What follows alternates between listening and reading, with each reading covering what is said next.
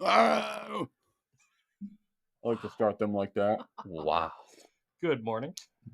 All right. This At is 7 o'clock. in the evening. Well, it's been a minute, and I was hoping this 10th episode here is gonna be different. It wasn't just gonna be me and my wife, and it turned out it's going to be.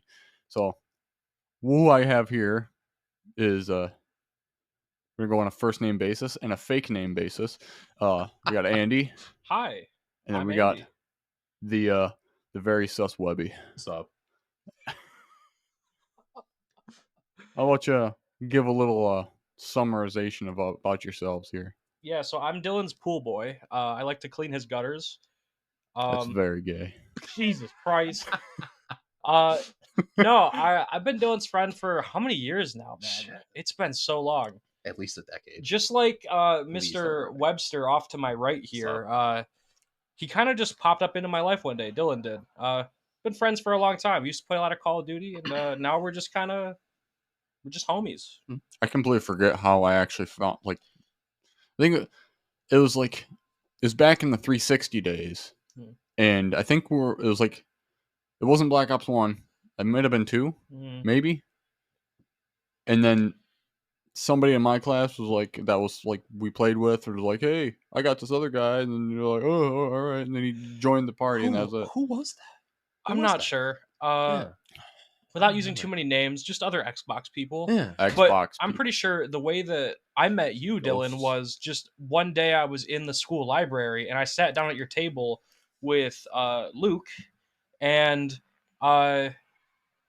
yeah, we started talking, and we were all awkward because we were like in high school. Yeah, you want to introduce yourself, Webster? Yeah. So I'm referred to as Webby, Yeah. but my actual name is Zach. No, it's not. Yes, it is. Legally, it is. I can't remember the last time I actually called you Zach. It's unironically. been a long time. Yeah. A long time. Mm-hmm.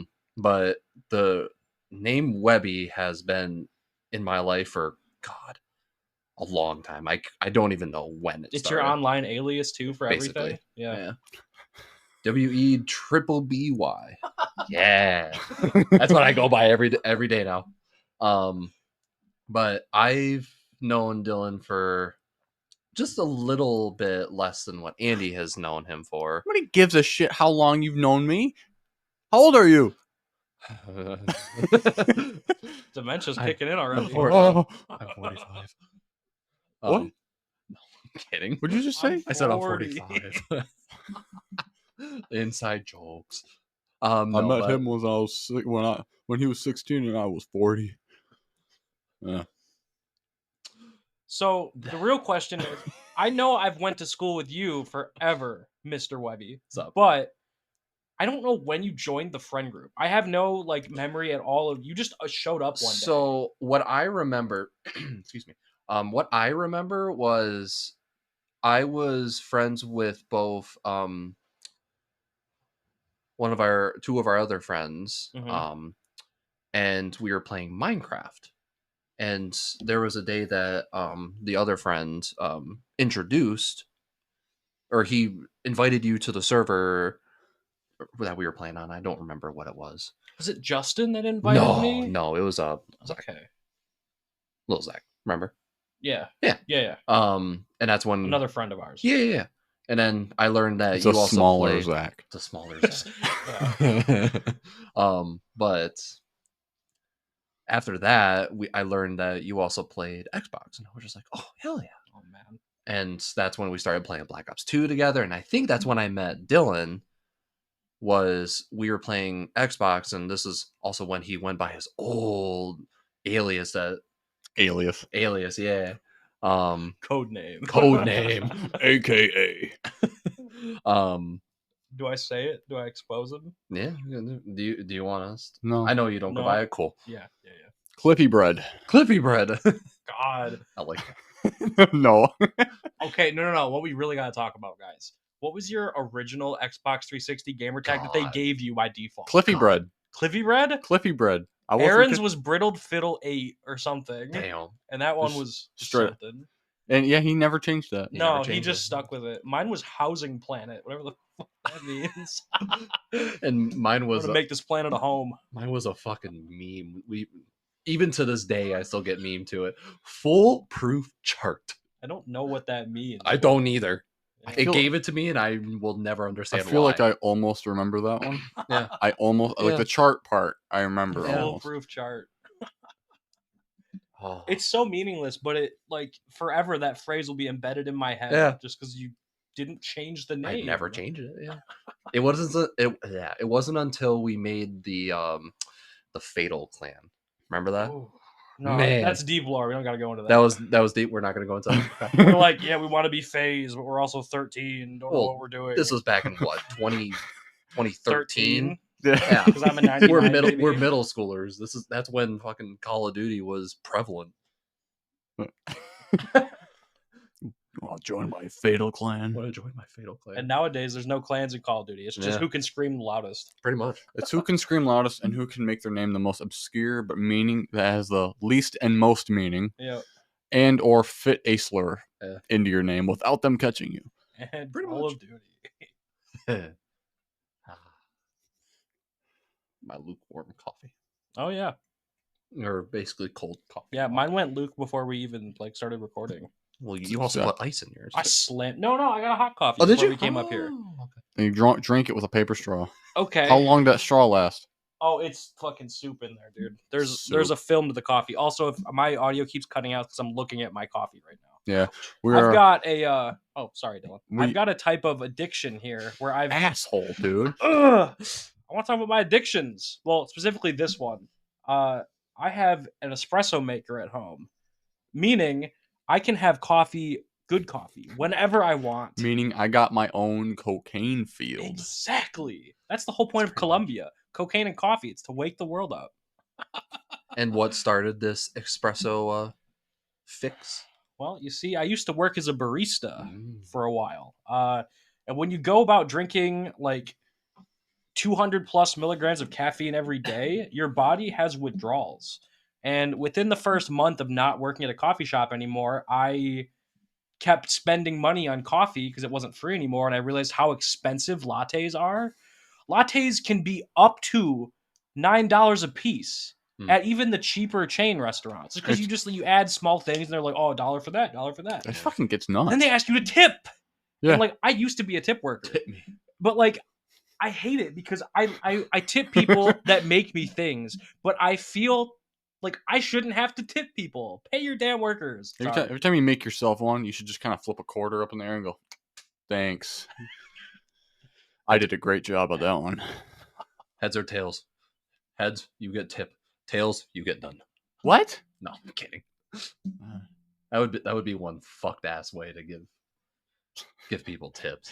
Just Oh, dude, you're missing out. I've got the stool to put my legs up.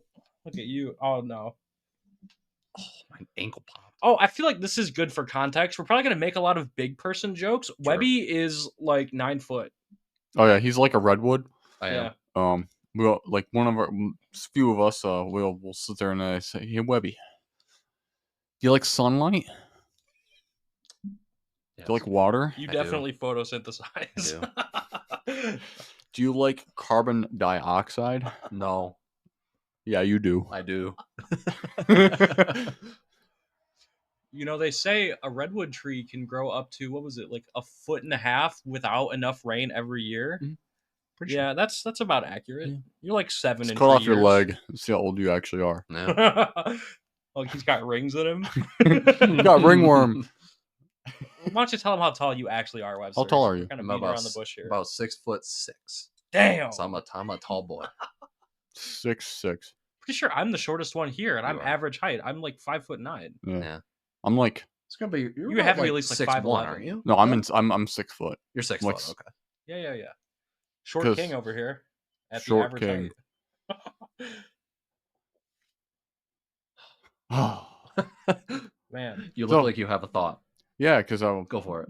you brought up the idea of having a topic about music preferences Yeah. and like what music we're into, because we all three of us here span, in different genres. Webby here, he's just kind of like when you add water into like baking soda, and you just kind of make that like gelatinous mass. That's yours. That's me. He's a non-Newtonian fluid. Non-Newtonian fluid. He just kind of like. I like that. I can't. Dude. That describes my personality very well. No, you said you're just like everything. This is true. He's a non-Newtonian fluid. Oh my God, music! Jesus Christ! Oh, there's gonna be a lot of forgetting in this episode. I don't listen to Jesus music, but so what I wanted to ask you was, what music is the most significant to you in your life, whether for like personal reasons, what you felt during the time, or like what the artists mean to you, and do you have that? See, I was going like, yeah, and then the last part, it just took me off guard. Some people might be like, music's trash, all of it. Well, hold on, and you're like, like, what music's the most meaningful to you, and then do you have that? Hey, I could be talking to a stump. Okay, they might not enjoy music. See now, so what I originally was like. What I listened to solely was like, what was that? What? There was a sound behind you. It was not Webster. No, I just saw Webster on the corner of my eye, and he just acted like he just got stung. Dude, this fucking he's dot. Like, there's a button in the sofa we're sitting on, and it just attacked him. No, it's because I'm wearing a tank top too, and it's sharp. Like, feel it. It's gonna poke me. Yeah, dude, it's fucking sharp. There's a fucking staple in there. No wonder it fucking got you. Don't touch that. Don't touch it. So that isn't it is not the sturdiest couch. Yeah. A lot of it is held together by hot glue. So it was not often sat on, but now it's up here. It was always in the front room. And nobody sits in the front room. But back to what I was really quick, Dylan. I don't think I've ever sat this close to one of my friends ever. We're thighing it up. You've never sat to that close to Gurn? No, I mean Greg has oh god. Greg grabbed my big toe one day and wouldn't fucking let go. He does that now. It's like a vice grip. You're stuck there. Anyways, we're talking about music. We always have this never escape, no matter how invested you are on a topic, it's always in this so far is always just gonna go, you gotta slide over here, come back. Yeah. But mine was I just was only, and I know I talked about this in a previous episode, but I'll reiterate, it's I grew up in just everything was around us was like older. The house was built in 1870, and we always just listened to I just cherished older things. And then my whole family, my whole immediate family, that's all it varied sometimes. There was my parents would listen to early Black Keys, and they talk about the Black Eyed Peas too. I remember, and I was like, I've never heard them listen to the Black Eyed Peas, but mostly it was my mom's favorite band was Night Ranger, and same with her sister-in-law, which was her best friend, and when she was in high school, and which married her brother. So they've been together. But anytime they're together, they play their music they enjoyed the most in high school, which is 80s hair rock, or not hair metal, but just Alice Cooper and just Loverboy and Night Ranger. And you mentioned Black Eyed Peas. Did your parents ever come home from a library or a store with those what was it called? It was called it's not Kids Bop, but it was the adult version. It was Now Music or whatever. What is the name? I'm messing it up. Yes, that's like Now 25 or something. Yes. See, I remember listening to the one whatever fucking Now it was, but it was back when it was back in 2000 maybe 8. You don't gotta blow the shit away. We're up here. We don't got the fan on. I feel bad. Webster's asthmatic. I'm gonna kill him. I'm also asthmatic, but I'm not. I'm not. Yeah, you fucking vape, dude. I used to vape. I don't, but I did for 6 months. I don't think you were vaping nicotine though. You had No, zero I didn't vape. nicotine I didn't use. have an interest. You in did it it for the social aspect. I Whereas just- I'm helplessly addicted. I just now. did it because of peer pressure. And I did it because I was in a bad spot. Not really, but like You actually use it as a proper coping mechanism. I did. And then you got away from it really I did. fast. I did. So big ups to you, Webster. That was a dark time, and I'm not going into it. Well, good. Cool. But yeah, nobody here freebases freebase nicotine. Dude. I wish everyone could know our inside jokes because the Discord emotes would be just amazing. I need to get a soundboard in this, dude. Yes. I just need fucking sounds because I'm day, very though. stupid and One very day. very easily entertained. But it's also a sign of just like I am desperate for the easiest laugh possible because that's my best way of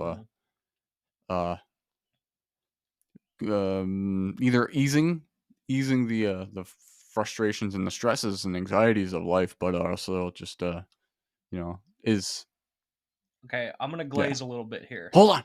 Sorry. When you're done, I'm gonna glaze. Okay, no. Yeah, because you have that thought right now. Yeah. And then, but we gotta get. You have a infectious laugh. You have a wonderful laugh, and I'm glad you try and share that with other people, whether intentionally or not intentionally. Still don't even know what laugh you're talking about. You have a baby's laugh. No, I don't. When you start laughing, everyone will laugh. And it's happened in previous podcasts. Oh God, he's scheming right now. I'm not touching You can finish your thought, and then I got something to add, unless you want to add something. No, go ahead. All right, because I wanted to. I'm trying to. We got to stick to the what we were. It's music related. Yeah, and but like how and I have wanted to talk to Mary about this because she of course has a different music preference, and I've always wanted to pick her brain. I'm like, what about that music that like what do you feel like? And it's like because I feel like and that's our biggest problem because and I've opened myself up so much more because I used to be like intolerable with it, and I completely judge people on what they listen to. Mm-hmm. The same way I judge people how they treat their vehicle. Mm-hmm. But I used to do that. Interesting. I used to do that with and it like I talked about that in a different episode, but it's like it depends. If you just don't have. That's the best you can do right now. It's the best you can do. But if it's like you can clearly do better or not better, but like you can. There's stuff you can avoid, but whatever. That's off topic. But it's like, we were very judgmental about music preferences. What music did you judge the most? Was it rap music? It was, I guess, the most because I'm okay with like, I'm actually I like 90s hip hop, but like it was like most modern rap, like like now. And because it's so like if you take what I listened to, which was like what I was listening to when I was 16 was like 60s, like 60s, like I talked about in the other episode. It was like the Blue Magoos. It was an album that came out in 1966, and the album's called Psychedelic Lollipop. And then you play that, and then you play what was popular now and how drastic of a completely difference it was. It was and I've gotten a lot better because I don't do that anymore because I have now, of course, grown from 16 to 23. I'm like, if somebody listens to that music, they feel the same way I do when I listen to this music, but I just can't.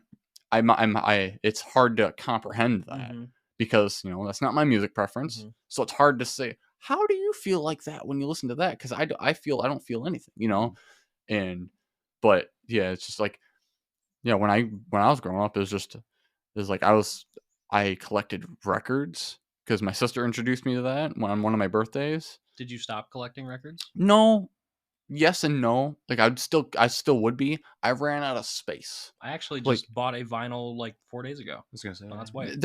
I even support getting vinyl for like newer things. Cause like there's a newer band to listen to, Night Flight Orchestra, and because originally they were a Soilwork, or the lead singer was in Soilwork, which is like a metal band, and he wanted to do classic rock, but he wanted to do he made his class. He made another band, and it's like very 80s styled, and it's fucking fantastic. And I don't have any. I got CDs from their albums, but I'd like to get vinyl too because it's just like it's more prevalent in like the actual old vinyl from like, you know, like 60s, 70s and 80s, and it's like it's just it's almost like you're listening to the unedited raw audio. There's a different feeling when you play a vinyl. Like my collection, I think of vinyls that I've purchased, I only have music that was made past 2010. I don't have any old vinyls. I've got a lot of stuff that's been inspired by old stuff. Yeah. My parents own countless. I have to show you the collection one day, Dylan. It's so many vinyls. I was actually going to give you a gift on Jay's birthday of a vinyl, but I didn't know which one to pick. So one day. But you careful, I might have it. You get a You get a different feeling when you're playing a vinyl. There's like the act of placing it and putting on the needle. It's just a different experience than putting in a CD. And it's like, and I've always thought about it too. It's like, you think of, you put a CD. It's just like, okay, I can kind of understand how those work, barely, but I'm like, okay, a laser hits it, and it's like it just reads the data that's on the CD, and but then you're like, how the hell did they make the exact sound? They recorded the exact sound of what's going on, and they edged it into notches, and they use a needle to play, and the needle just bounces off these notches and makes that exact sound. It's like, that's insane to me. Yeah, and you ever see one of those pictures of like the microscopic or just it's a, you know, like a microscope looking at like a vinyl, and you can see how drastic those edges are, and it's like that's another aspect I love about vinyl, is like how it's just crazy how we see it now as just this completely obsolete format, but it's like it's still crazy in the fact that how they just figured out how to make that. Because right before vinyl, they made those to record audio was those little canisters. The little cassettes, you mean? Or no, canisters. They're like 1800s. You know, the gramophones. They'd make canisters. Oh, and that's how they'd play. They'd record like actual music, and it was the first things that spin with like the pedals. Or am I out of my wheelhouse here? Let me we'll put in. I'll ask the editor here to edit this in, so you may or may not be able to get an image of what I'm talking about. We're probably close to the half-an-hour mark. We could take a little pause while we look that up. We're about 8 minutes, so I can. Here, I'm gonna move away from the mic here real quick. And it's like it pops up. Nope. Because I knew at my house, it was a thing we got from my grandma when she passed. It looks like a old like Model T, except near the wheel there's a lever that you spin, and then it's kind of like a music box, except it plays. Might just be called a music box, but it's in a vehicle. It's got like it's got like a almost the best keys, or like the best I can think of is like they're like fingers. Yeah. And the wheel has notches in it. Yes. I believe That's not what you're talking about. No, those are music boxes. I was gonna say, I've heard that as called a music box. So that's where my so a canister. It's not. I don't know if it's a canister. I'm looking about like a cylinder. I can't think of exactly what it's called, but it's oh, here we go. Okay. I wish I had my glasses. I can't read what you're typing. Here we go. Phonographs. It's literally a phonograph cylinder. Okay. Oh, okay. Oh, yeah. It's like it's a phonograph cylinder. Is the earliest commercial medium for recording and reproducing sound. See, I thought phonographs used discs too, or am I crazy? They do. That was when the model after this. That was when they moved to Oh, I've seen these. I watched someone restore one of these old canisters. Yeah. Oh my goodness. I remember hearing I'm unrelated, but like there was like a haunted one, and bruh. And like they played it, and it'd make. I don't know if it was one of. I think I saw a clip or something. I might be very dumb, but like, it's just it had a. If somebody listened to it, it was just like while the music was playing, they'd hear like something, and if you actually actively listen to it, it'd tell you to do shit. Oh, I got chills. I don't like that. But yeah, it's like these. Yeah, and you see how it's like the early 1800s style, not early, sorry, it's like late 1800s styled, and they're like cylinders, and that too is very it's insane how like back then they found out how to make this shit, and it's like I know Like everything, we got off topic here. I got another off topic thing, real quick, just real quick. Do you ever notice like packaging, the font changes throughout all the years, and like the really old timey 1800 stuff, cool font. Yeah.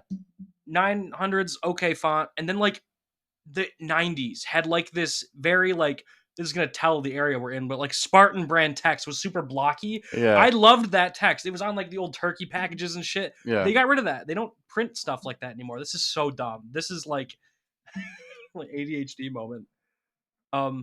If you have something else to add, go for it. But I do want to talk a little bit more about music.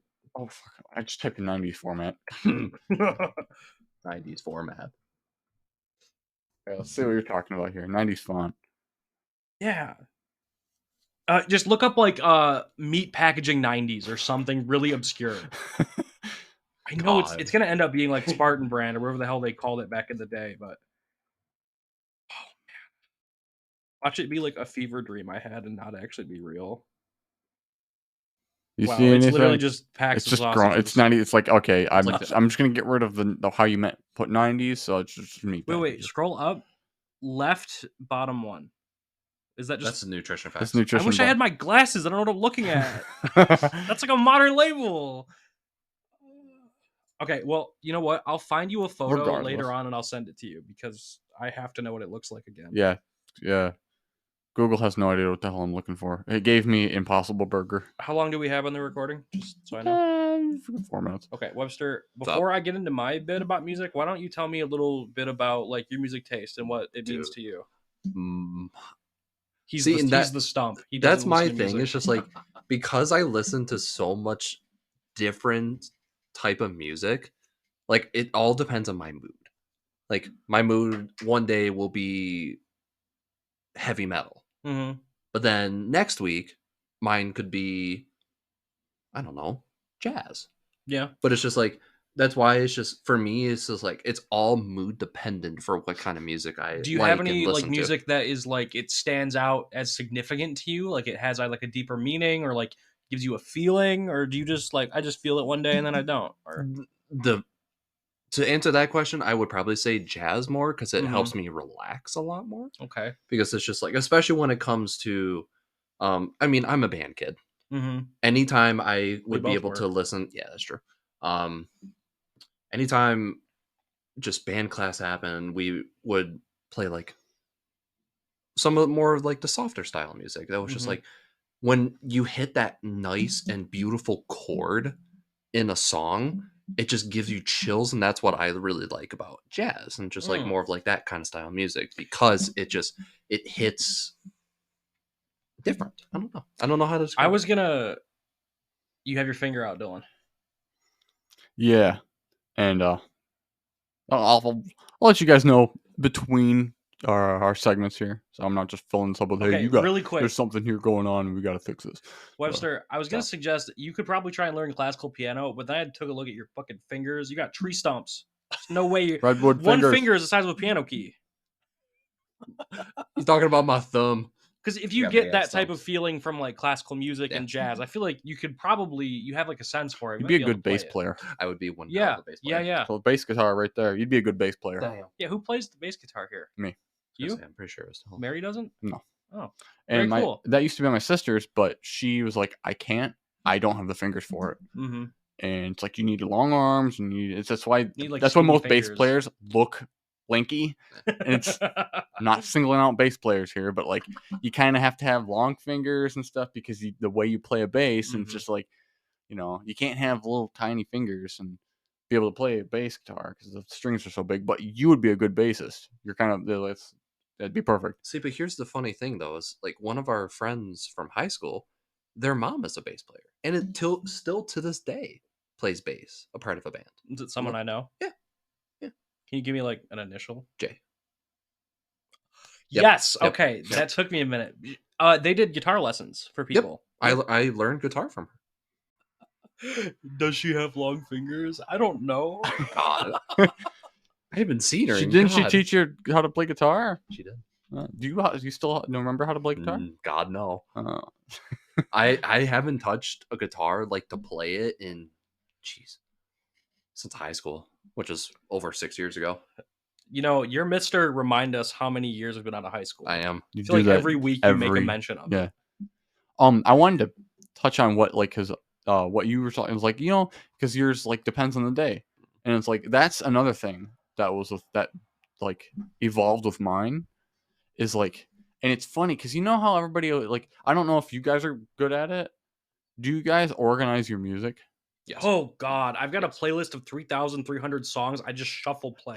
You're just like Mary. Like, I spend 5 minutes searching for one song. It just sort of skips, and I'm like, it fucking drives me insane. Like I don't want to listen to it. Don't want to listen to it. Don't want to listen to it. Just skip. Okay, here, play this. Song's over. Okay, don't want to listen to it. Skip. I'm like, oh God. So, and I sit there, and I'll probably make another one, like maybe 3 playlists a month. But it's just I organize all my music. Yeah. Into just different. I used to do like genre specific playlists, but then I just kind of stopped. Me too. It's like because I got and it's somewhat genre, it's somewhat like mood because I'll have like easy summer night stuff like when you're sitting by a fire, or I'll just have metal, or I'll have like when I literally have one that's just called shop shit, and it's literally when it's all the music I would want to listen to or anybody would want to listen to while I'm at work, and I don't got to worry about what's playing next because everybody's like, what the fuck is this? Oh, why did I think when you meant shop shit that it was gonna be like aggressive, like I'm working music? Oh, it's some of it's aggressive. Okay. I got Metallica on there, but like a little bit. But then I have like a metal playlist, which I'll have like I got Ghost on that one, and Ghost. I don't think I've ever heard. It's pretty. It's not a newer band, but it's gotten very popular, and it's satanic, but devil worshiper. Well, it's like that's the big thing is like my family's very not very religious, but like, and I felt guilty when I was like they have good music. I'm not like I love Satan now. I'm just like it's good. Like I like listening to it. It's like and I'm not like it's like you gotta believe what I believe, but I'm like, and I'm also just not like I can't even stand you if you don't believe what I believe. But I'm just like and mine's changed a lot, and fucking off topic. Holy fuck! I feel like I have to, everything I talk about, I got to reiterate on. I got to explain, give context. Or somebody's gonna be like, "What the fuck is you?" How would you say overall your music taste has changed within the last like 10 years? 10 years. Sure, why not? I don't know if that's too big of a range, but maybe we'll go 5 years. Because like 10 years, most of that 10 years was I'm gonna go with 10 years for mine. Sorry. Oh fuck you then. But it's okay. We'll go 10 years. So most of that 10 years I was like all 60s and 70s, and I wasn't too crazy about 80s. I'm sweating. Don't look at me like that. But I was like, and it was a lot. I listened to that music because I liked it. I grew up on it. Like it was around me a lot. And I was always also growing up on our family's farm. Like my grandpa, what he plays like the 50s, and 50s music and stuff like that. And like what the hell? I'm blanking on the genre. It's like it's not that. I almost said barbershop quartets. No, I almost said doo-wop. Doo-wop. Yeah, I almost said that. We need the Discord boo-wop sound. Boo-womp. No, but it's like I can't remember the genre name, but it's like shoebop. Yeah, you know what I'm talking about. Pretty sure that's barbershop quartet music. No, it's not. No, it's not. No, it's. I can't. Yeah, it's no. I can't remember the genre off the top of my head, but it's old timey. Yeah, and it's funny because I never saw it. I never ever saw it as really old. I never saw like I have a weird preference on old things, but also the thing was like with I always felt like when I'm listening to my music, it's almost like I'm like for a moment I feel like I'm in that time I never existed in. And because all my things I like are from that time. Like vehicle style, music, just clothing style. I would love for the bell-bottom jeans and large collars to come back and long hair and no matter what, it's if ever, no matter how many people say fucking pedo stash, but like a mustache from like the 70s, you know, Yeah. something like that all that coming back and like sideburn, you know, just So, right okay, here. they can keep the sideburns. No, They can keep the fuck off. sideburns. I can never. The mutton chops, like the big. No, I'm not talking about mutton chops. No, That's I'm what I'm like thinking. where they're like right at your like your earlobe level. Yeah. And it stops. You know. Yeah, that's like a reasonable amount of Yeah, sideburn. I'm not. But I wouldn't grow mutton chops, but You know, my sideburns grow faster than every other part of my beard. So if I shaved everything, I could just have mutton chops. God. I've done that for like a day. When I let my beard grow out, and I was like, let's see what this looks like. Pretty sure everyone's had a shaving accident on their face, and then they're like, "Well, I'm just gonna stick with God. something weird for like 20 minutes." Then they're like, "I'm done with it." They shave it. I Yeah. fucked up shaving my face once, and I had to shave everything. And then I was Dude. like, okay, this will be the one time I'll do this. And then I shaved a Hitler stash, and I just looked in the mirror and I was We've like, all done I was that. like, wow, What did I do? every guy's done this, Hold on. and it looks like shit. So, shaving accidents. Going into shaving accidents. I clipped my balls. Andy reminds me about this Recently, once. yes. Andy reminds me about this. Back in 6th grade, he knows exactly Who what needs I'm to going do into. that in 6th grade? So, No. back in middle No, school. I'm just like, who's shaving in 6th grade? Well, but Come back in middle school, I had a unibrow. I had a unibrow, right? Well, obviously, you know where a unibrow right is. here. Yeah, he's pointing to it. And Like on his cheek. unibrow on my Cheeky cheek. motherfucker. Cheeky motherfucker. But yeah, I was shaving my eyebrow or my unibrow, excuse me. And yeah, no, that's what happened. Oh. My hand, or I think it was either my hand or my arm, like twitched or something. I'm so happy I'm not done that. And It's gotten it- close though. And it cut half my eyebrow. 6th grade is a hard grade to Dude. have like any facial, not deformities, but like mishaps, because then Yeah. people will they will target you. For Dude, that. I it was definitely was rude bad. to you about it, I think. But we weren't like really friends back then. No, we weren't so, really friends. We didn't so- really become good friends until like I would probably say Like I said, you just closer to showed up 7th one grade. day. Yeah. I have no idea Yeah. how you joined the friend group. No, I Just a can't get rid beard. of this fucking dude. The runners of the simulation God. said you're part of this one. Okay. This guy's gonna. You're a be part here of now. my life now. He's grabbing me. Whoa. Can I tangent us back into Well, the you said topic? whoa. Yeah, I was gonna say let's go back to music. You grabbed him and you were like, and then he mentioned it, you were like, whoa. It's like you just lose control. You lose control sometimes. No, not that I You know. do of, that, shit. dude. You do that a Do lot. I? When you Shit. say it's just very suspect He's gonna shit, plant Yeah. himself and very, take root. Yeah. very, very just flamboyant stuff, and then you grab things and you're just like, whoa.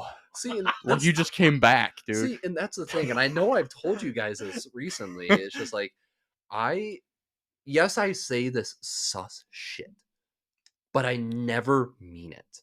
I am the straightest guy you will ever meet in your damn life. It's just like That's what but they it's all just- say. but it's because I mess with you guys. You're like pissing him off, crazy. dude. No, I had to take a breather because I was about to start laughing really loudly. It's not convincing. What? That burp won't Excuse come me? out. Fucking fuck you. I don't know if they could read the chat logs in the Discord. God. They'd be like, "Oh man, there's something See, up here." But I do it. Sorry, let me preface by I saying do it. some of the shit that I say is because I'm just trying to make a funny. Because he's homosexual. It's like- No, We're all It's just to homosexual. make a funny, dude. it's just to making make a damn funny. funny. Okay, God. can we give a little taste of what is in that chat? Just a Sure. couple, like 3. Go for it. Yeah. Just a little taste. Oh god, so- he's gonna get all of us. So there's To be fair, we Andy has said some this weird shit. this guy says that he is not he's straight, but he says a lot of very suspect stuff. he's like he's done with this now. God. Somebody's about to expose me so hard right now. And I'm not going to read the worst one, but we Oh, thank quote God. him, and there's a lot of quotes of him. But Too much. okay, here's Too one. much. Here's one. Webby, you said men have holes too. Greg had me counting holes the other day. Ah. Apparently, we have 7. Okay. Whoa. Go ahead and count them. Moving 1, on. 2, 3, 4, 5. Go ahead. All right. Go ahead. Here's that one's by Greg. Nope. So, going back to Webby, you literally said, I like cock in the butt. See, and the thing is, how can that be out of context? the thing is I don't even know why I would say this. I don't even know. He's shaking it. Right. Like, I don't even know why I say this shit. Remember, it's not gay until you do it. It's not gay if your socks are still on. Show me your socks. Dylan, you're not wearing socks. Shit. Webby and I are the only ones with socks on right now. See, but he's in his home though. And we're in his home. Why? I don't know. Why would you preface that? Why would you say all men have holes too? Okay. You think half the shit you said I haven't come out of the closet yet. Again, you have a kid. Again, I don't know what context. Wait, what? I brought you have a kid. Wait, he said that. He said that. I quoted him. I'm getting confused. Whoa. I never said I. I said he. Oh. See, Well, but hey, if you exposed him, you should quote me too, so it's fair. You said. I almost did. Let's go back. Please do the one about the mirror. Yeah, that's the one. That was the one. That's the one I was gonna do. It was recent, wasn't it? Well, I can read it to you from memory. So I said. Oh, I accidentally squirted on the mirror. Oh, there it is. And I can actually give you context for that one. If you're ever like trying to like move spit around in your mouth to like clean your teeth, I was doing that in front of a mirror, and there's a little bit of a gap between my That's front two foul. teeth, and I squirted on the mirror. That's foul. It was like dead accurate. And then I can quote one from each. So there's all ones where there's all quotes from all of us. And then I quote. Then I said in one of them, Muhammad Ali disabled everybody's balls. Damn. And a lot of these, yes, they are quoted out of context, just because somebody picks up that one line and then they quote them. But a lot of lines. What's up? We got to do the best one that's still quoted. What? It's not going to make any sense, but we talked about Call of Duty already, so it kind of ties back in. This map is like a rattlesnake. It's loud and gay. You and Mary still quote that. We say that one a lot. You do, yeah. It's loud and gay. What were we doing? What were we trying to do to people on that when you said that? Because we were just playing that really stupid bridge map, the border crossing map. Yeah, and I just called it loud and gay. I hate that map. So yeah, this is I touched on the subject for a moment, but Andy here, this is the guy that we just screw with people, and we we often just try to not piss people, just we rustle some jimmies on Call of Russell. Not really. The Jimmy Russell. Why are you looking? Do you know at what Russell and Jimmy's are? Yeah. I just say it's like another phrase for saying perturbed. That's loud and gay. Yeah. Like a rattlesnake. Pride Month. Well, you brought it up. You said that like you're really proud of it too. Yeah. Pride Month. Hell yeah. Anti-Pride Month. Uh-oh. What have you done? Anti-Pride Month. This podcast hasn't even started yet. It's already gone. Damn. Haven't even started yet. I'm getting bullied right now. So can I bring us back to the music topic? Oh yeah, go ahead. Yeah, absolutely. Wonderful. So I believe the metric was 10 years ago how my music taste has changed. So for context, I'm gonna tell you what I listen to now and then what I listened to back then. So I'm a really huge. Why are you doing that to the mic? I'm not doing anything. Okay. Wow. They don't need to know. I'm just sitting here. So I pretty much, I wouldn't say exclusively, but I would say I have two genres I listen to more than anything else. That is hip hop music and metal music. And I also make music. I don't sing because I think I sound like a wood chipper, but Man, I almost want to hear you sing if you really sound like that. you thought. You can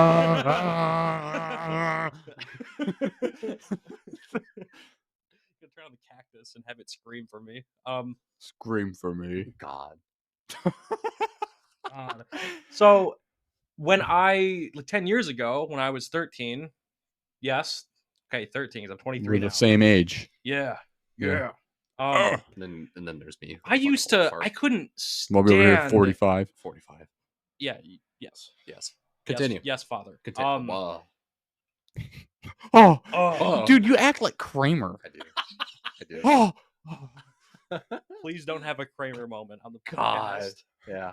Continue your thought though. I'm sorry. So I couldn't stand hip hop music. I thought it not deplorable, but I thought it was really. I thought it had a negative outlook all the time. I didn't like the trying to rap. like I didn't mumble rap. not just mumble rap. I did hate mumble rap, but I've grown to like some of it.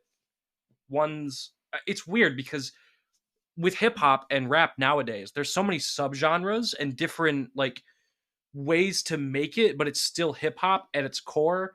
That's a whole other topic. But anyways, I hated how it sounded. It wasn't sonically pleasing. And our other friend Greg, who is not present, I don't know if he'll ever be present for a podcast, but maybe one day. God, that would be a shit show. He has a brother, and his brother has this weird issue where whenever he's sleeping, he'll turn music on max volume on his phone, and he'll fall asleep. But it's password protected, so you can never turn it off. And when I hated hip hop, I would stay over at Greg's house, and Devin would turn on. I just name dropped him. Greg's brother would turn on. It was Eminem, like early Eminem, and I could not stand it. But I would be lying to you now if I said I didn't enjoy that era of Eminem back in like the Recovery and like 2012 and earlier Eminem, because I love that Eminem. I think new Eminem is like kind of meh. But anyways, I hated it. And he played it over and over during the nighttime. And if you turned it off on him, like you like opened the screen and like up. He would wake up and turn it back on to make you listen to it. That's how it was with fans. Yeah. God, your obsession with big fans is just dude. My insane. entire like childhood, I would sleep with a fan like 2 feet away from me. I do that and too. Nobody could wake me up. I would not wake up, but the second somebody turned that fan off, I'd immediately wake up. You son of a bitch. I'm like, can you wake me up any other way? Because waking me up like that is like punching me in the chest. Yeah. It's an unpleasant awakening. A rude awakening. Yeah.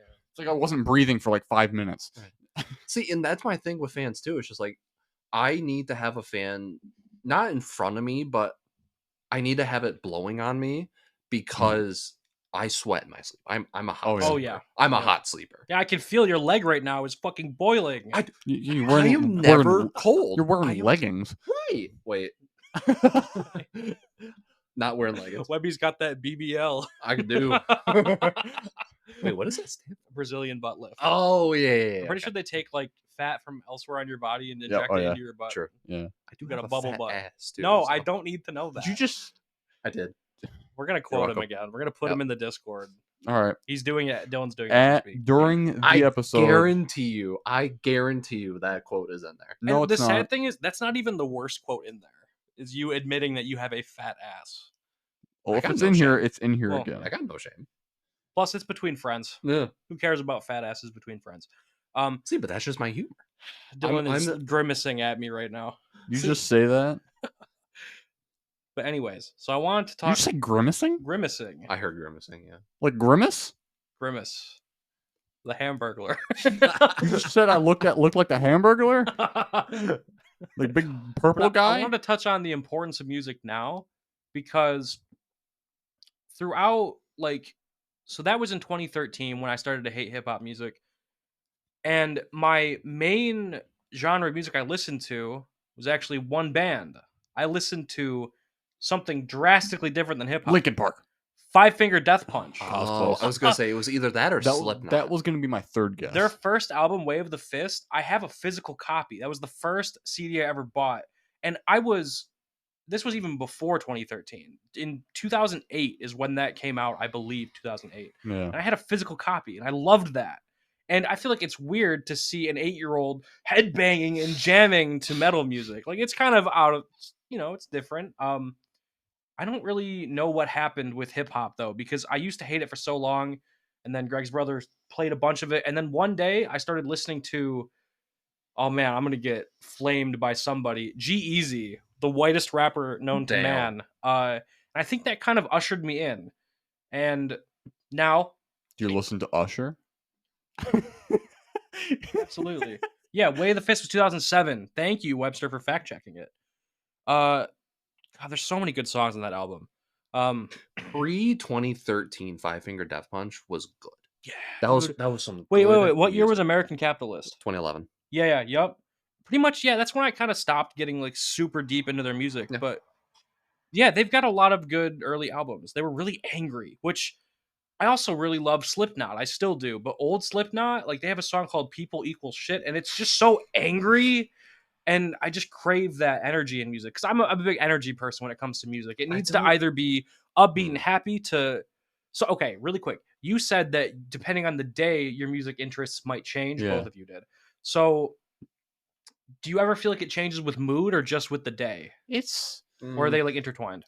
I am a very, you might not think it because I only let it out with my really only Mary sees it, but I'm not, it's not physical. It's physical to inanimate objects, but not plates. I'm not a plate thrower, but I am often frustrated and angry. Yeah. And I have to, the way I control myself is I have to listen to happy music a lot. We got to go to a rage room. See, it would have to be the perfect time to where I'm already pissed at something. But it's like yeah, and I know what you mean, like energy, like of music is like you crave like that angry, you know, just it taps into something, you know, that you just it gets to you and it taps. That's what it is too. They're tapping into something. See, the thing that what taps into something in me, when I realized this when my mom's music changed and she started listening to, because she listened to like a, at the same time it was like she mixed her music with my dad's, and like Chris Stapleton and Blackberry Smoke, and so it's like all like bluegrass music, and but then also funk music, like 70s and 80s funk, and like my mom's a huge fan of the 80s funk. That's some good music. I can guarantee, if you can, I don't know how to pull up the like the stats of like what's your most listened to shit, but if you looked at mine, the most listened to shit would be my funk and disco list, and because it's the most happy, and it's like, and it was meant for energy because it's like dancing music. And I know it's funny, if you ever listen to like disco, that's that list is what I was playing at my daughter's birthday party.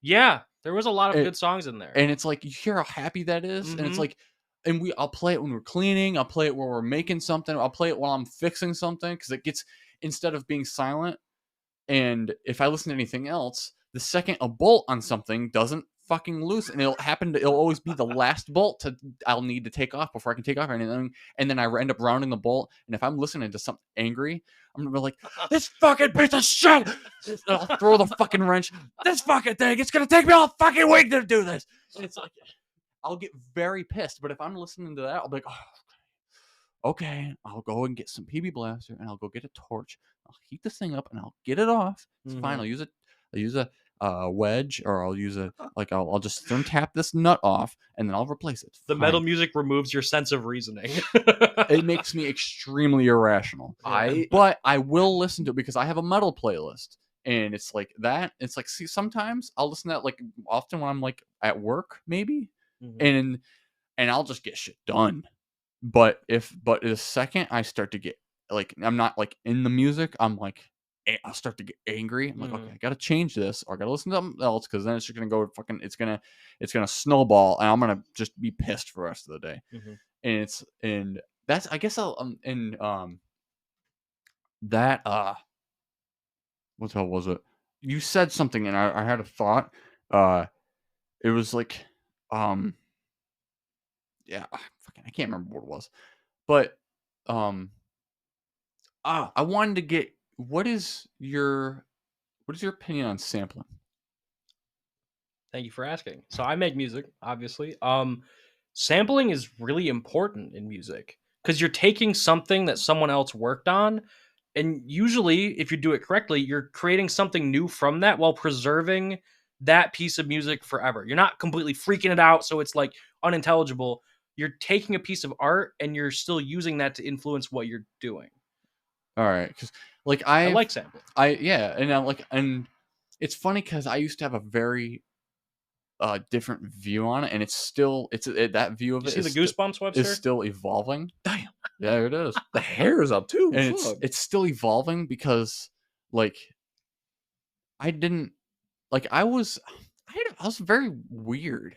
And it's like I didn't like covers. Mm-hmm. I liked the original music, and if you touched it at all, I hated it.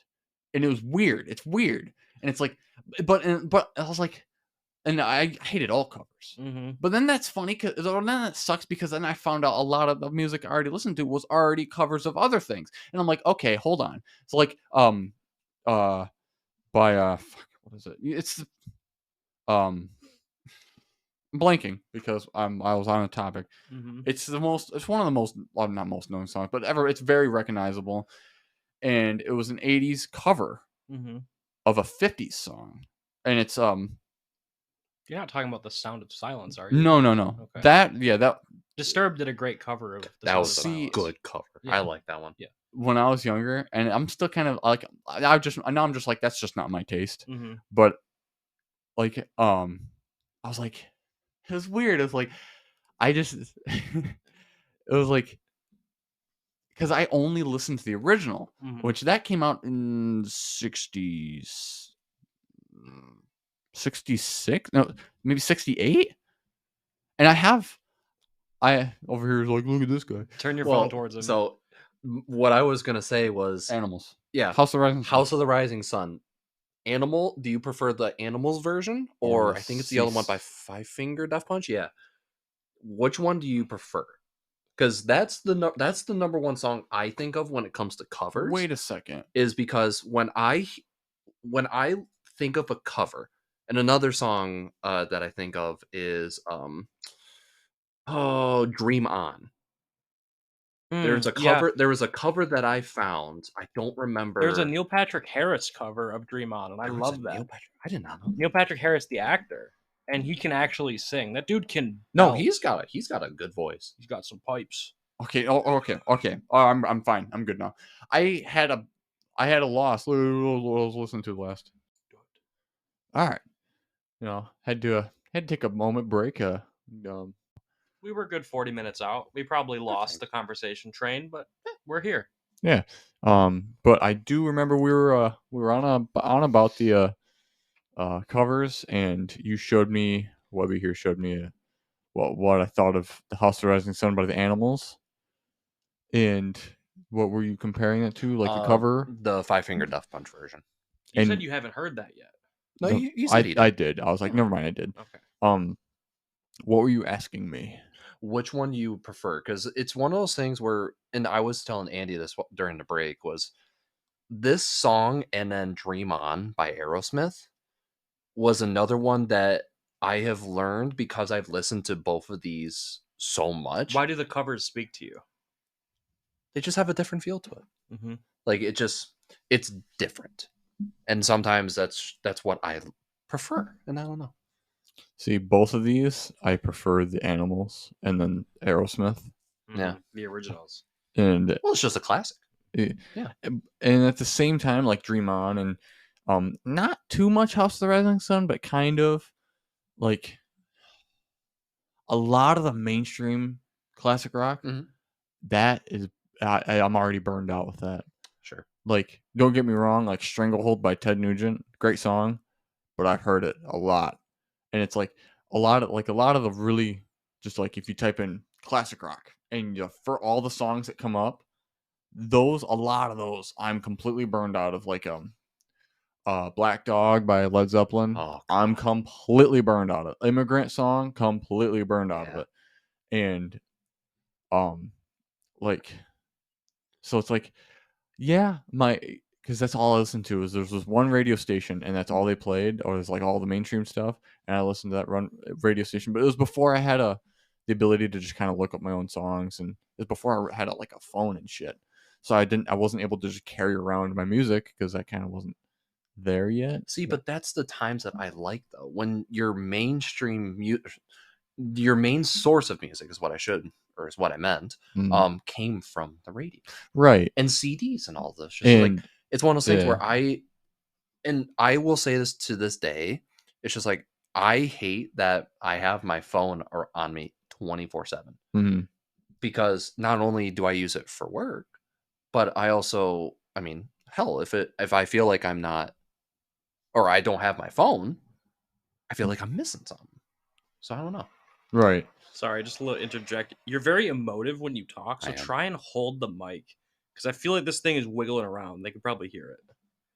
Yeah. Well, just in case. It's not too bad. I can hear. I can hear. Because if you wiggle too much, it might take one of us not out. picking it up on my end too bad, but Okay, we're good there. Cool. yeah, we did a little bit of adjustments on the mic. Yeah. Because right now we only got Michael. two inputs for our interface, so both Andy and Webby here are sharing a mic, and it's a very directional mic, so they're kind of snugged up. Oh yeah. A little close. Yep. We're prided up right now. Oh yeah. And the room's even purple. Happy The lights are gay. God. They're loud. And they're loud and gay. Ah. So before the thought leaves, I don't know how you guys are gonna chain off this, because you guys already did your music topics, but just want to get to my significant music things. Maybe I'll tie it back into sampling. So hip hop has like deep ties. Hold up. Side tangent, real quick. Okay, because I had this thought when you guys were talking, I didn't want to interrupt. So are you worried at all about younger generations not being able to get back into older music? Yes. Absolutely. Because I was going to say, it's hard for me even to get into your genres of music from like 80s and below. I just don't have an ear for it. Because, you got kids growing up on TikTok and they're hearing all this like hyper pop, super like fast paced shit. The worst thing is hearing those songs that I like, but they're sped up by like 2 seconds. And I'm like, that. oh, it's going to completely fuck it up. Yeah. But it's like, and another thing that makes it less prevalent too, because I know it's just eventually, it's just like everything, it's gonna, eventually it's not gonna be even, and it's like, a lot of like all the artists that I listen to, they're dying, they're all dying. Like I didn't even realize, and it made me very sad, because like a whole night I just spent just listening to his music. Is Gordon Lightfoot? I didn't even hear he passed away in May, and I think it was the 5th. We're entering that age now where our childhood idols and people like that are dying. We lost Betty White. We lost Jerry Springer. And Tom, and it sucks because now Mary knows who he is. But when he did die, Tom Petty, and when he died, like my whole family, we were just fucking broken. And she was like, "What's going on?" I was like, "Tom Petty died," and she was just like, I'm sorry. I literally remember the text, because this was still early on in our relationship, because we started dating in 2018, and he died in 2018, I think. Yes, and I got so many thoughts. It's just hard to make. I doubt everything I think, or read like specific like piece of information. I doubt it. I'm like, I always second guess myself. I'm like, wait, that's not right. You do the same thing I do, and it's everything. Yeah, but it's like. But I remember she said, "I'm sorry, I don't know who that is." Oh no! And it's like, God, it's lonely. It too, because I'm like, there's not a lot of anybody. I don't mean to like Webby. You listen, you dabble in some the music I listen to too. Oh yeah, but like, you're not in depth as much. Nope. And because I dig for music like old like more like there's a guy, oh my god, I just recently found him, again names, what's his name, it's, I think we added it to, so me and my wife made a riding on the road. No, it's, what is Here's it? the downfall of making too many playlists, my friends. He can't find the song. It's road. I found it, Road Vibes. See, mine's in chronological order by the date I added it. So if I can remember a time of year, I can find it. See, look at now. Like if you look at my newest playlist, which is Road Vibes, which is, we made it so me and my wife's, we made a playlist so we can while we're riding, we'll go out for a ride. We both can just kind of just listen to our music, and it's kind of like it's not my music. It's like it's a funny 'cause conglomeration of both. you would listen to what I've been just talking about, like, oh, so this is it. But then if you looked at that playlist, I'm like, that's completely different than what the hell. What? Oh, sorry, Mary. We have an intruder alert. Mary likes to interrupt. Just grabbing the baby monitor and my goddamn book. Goddamn book. Asshole, get the hell out You of here. We love you, Mary. This is I look like I know what a JPEG is. Yeah, you got glasses. You got your Just glasses. want a picture of a goddamn hot dog. Yeah. Asshole. God damn it, Asshole. Bobby. Hey, How did I have to say continue before you is she asleep? Oh, I Wow. shouldn't be shouting when we're open. She's a heavy sleeper. Door. At least my understanding. Door. Oh man, I'm getting comfy. Yeah, this here and there. I don't know if they'll be edited out, but here and there, this podcast gets rough. True. It's early. It's early on. We're no 100 or 200 episodes in. We are episode 10, and so yeah, it's gonna get rough. Whatever. Maybe that'll be the what would you call that? A milestone? No, not milestone, but like authentic. It's like Uncut, like when Mary came in. You mean? well, just Or like it's like we're not super. It's like polished. it's got to be super professional. Like Yeah. like buttoned up, or just like kind of raw almost. Yeah. You know, whatever. Unfiltered. But like what I was saying was like this new playlist. You'd look at this and go, okay, all this stuff I added. I'm like, Kids by MGMT. This other band I can't even pronounce the name. Carbon, and then like Karubin. Daily J. The Raconteurs. That's one. But like it's just like you'd look at this playlist because I have a lot of like the new stuff now that I'm okay with, and then I've opened my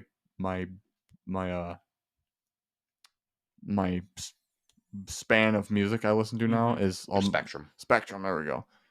And there's this band right here, MCC or Magna Carta Cartel. You know what it is? Mm. It is a like what do they call it? It's like magical rock. Magical rock. What? It's very. You're a wizard, Harry. But And no, then it's not like- strums the guitar. it's not- Epic riff. Hold on, it's not like that. I like that. But it's like it's very cool to listen to, and I forget how I found them, and they only got like 100,000 monthly listeners. But it's like, and it's funny because the last few bands I found, they're all Swedish. Yeah, you were Not- talking about that. The other day. Soilwork, Swedish. Wait, hold on. Again, I'm doubting myself. They may be Swedish, or From they may Sweden. be. Well, regardless, the last couple bands have been from the Nordic regions. Yeah, Yeah. Ghost, Night Flight Orchestra by the same. Have you same- heard the Who? like? HU? Oh, They're that's I- Mongolian. I thought you were and talking they about. do like I throat thought you. singing. I thought you were yeah, talking I imagine the Brit The British? British. The English English rock band, the Who. Yeah. I have a hat that it's. I saw it downstairs actually. That is a very well used hat. And it's Mhm. like say you wear that hat it's every like day. 16 years old. Damn. I wore that at my first. I wore that hat around my first job out of high school. That wasn't in farming or wasn't working at my farm. Yeah. I remember a guy was like, "Was that your dad's hat or something?" I'm like, "No, it's mine." He's like, "Man, That's really good." insulting to you because you wear your gear with pride, your truck with pride, everything with pride, and they're like, "You dad gave you that." It's like because how young I am. It's like they assume like I don't know that music. I'm like, that's my music. I remember like I was working at my the farm for a while, like a long time ago. I was working the market, and so some guys came in and they were like, because it was playing, and it was funny because I actually enjoyed that music my grandpa played in the barn, in the market barn, and he walks in and is like, "Yeah, this ain't your kind of music, isn't it?" I'm like, "Oh, it is. I like it," and they're like, it's kind of like, whoa. And because I'd always park because I had like my old truck, and it's like I'd always park that like kind of next to the barn because that's when I'm working, and people would sometimes ask, "Whose truck is that?" And some fucking 17-year-old kids working the cash register. "Oh, it's mine." "You know how to drive that?" "Yeah." It took me a day to figure out how to drive it. Only a day, and I'm fine. That was one thing my mom always was like. Well, she was always like amazed by. She was like, "It was like it took you a day, and then you were fluent in how to drive that truck. Yeah. No power steering, no power brakes, just like all like a manual on the floor, and it's just like, and I was just immediately fluent with shifting and shit, and it's just. If I tried to drive a manual, I would get us in a wreck. I mean, that kind of thing is what you want to learn how, because the gears are so fucking strong. You're not going to break them. You're not going to break the teeth on them unless you sit there. It's just sit there and never force use it. the clutch. Yeah, just force it out of gear, and not it's like, oh, I forgot to even use the clutch pedal. Yeah, exactly. But eventually, it's almost like it's like a lot of things I enjoy, which is like I don't like to use the term. It's like a dance, but it kind of is. What's a dance? Just it's like, you know, when you go to shift, it's the same with like my motorcycle. It's like, well, yeah, you're more in tune with the machine, and that's one thing too. And it's like you are now a vital part of it. It's not doing everything for you. Yeah, and it's like you're connected to it. And like on another podcast, you mentioned that you feel like people should be required to know how their engine works, not like complex, but just like the basics. Yeah, and like I feel like manual will probably help with that. Yeah, and I like to give context. Like, you don't need to be a mechanic. I'm not saying that. It's like you at least need to know how they work, so we can avoid people becoming dangerously ignorant for how vehicle works, and you can kind of respect it because you kind of know how it works. But again, you don't need to be a mechanic, because once you know how things work, you know how many tiny little parts there are, and you're constantly paranoid because you think something's broken all the time. But and that's something I'm kind of cursed with, because I always think and it's like that with my bike, it's like that with my truck, and it's like that with every other vehicle. I'm like, what is that? What is that vibration? What is that? What's that sound? What's that? Oh, haven't heard that sound before. What is that? It's like, oh, well, but you went through that with your bike when you redid your engine. I'm still and doing you are very particular when it comes to your bike, because you don't want to have to work on your engine again. I see people just like kind of fucking fucking go nuts on them, and just I'm like the last thing I'd want to do is have to take this fucking engine out and tear it open again. I'm not doing that.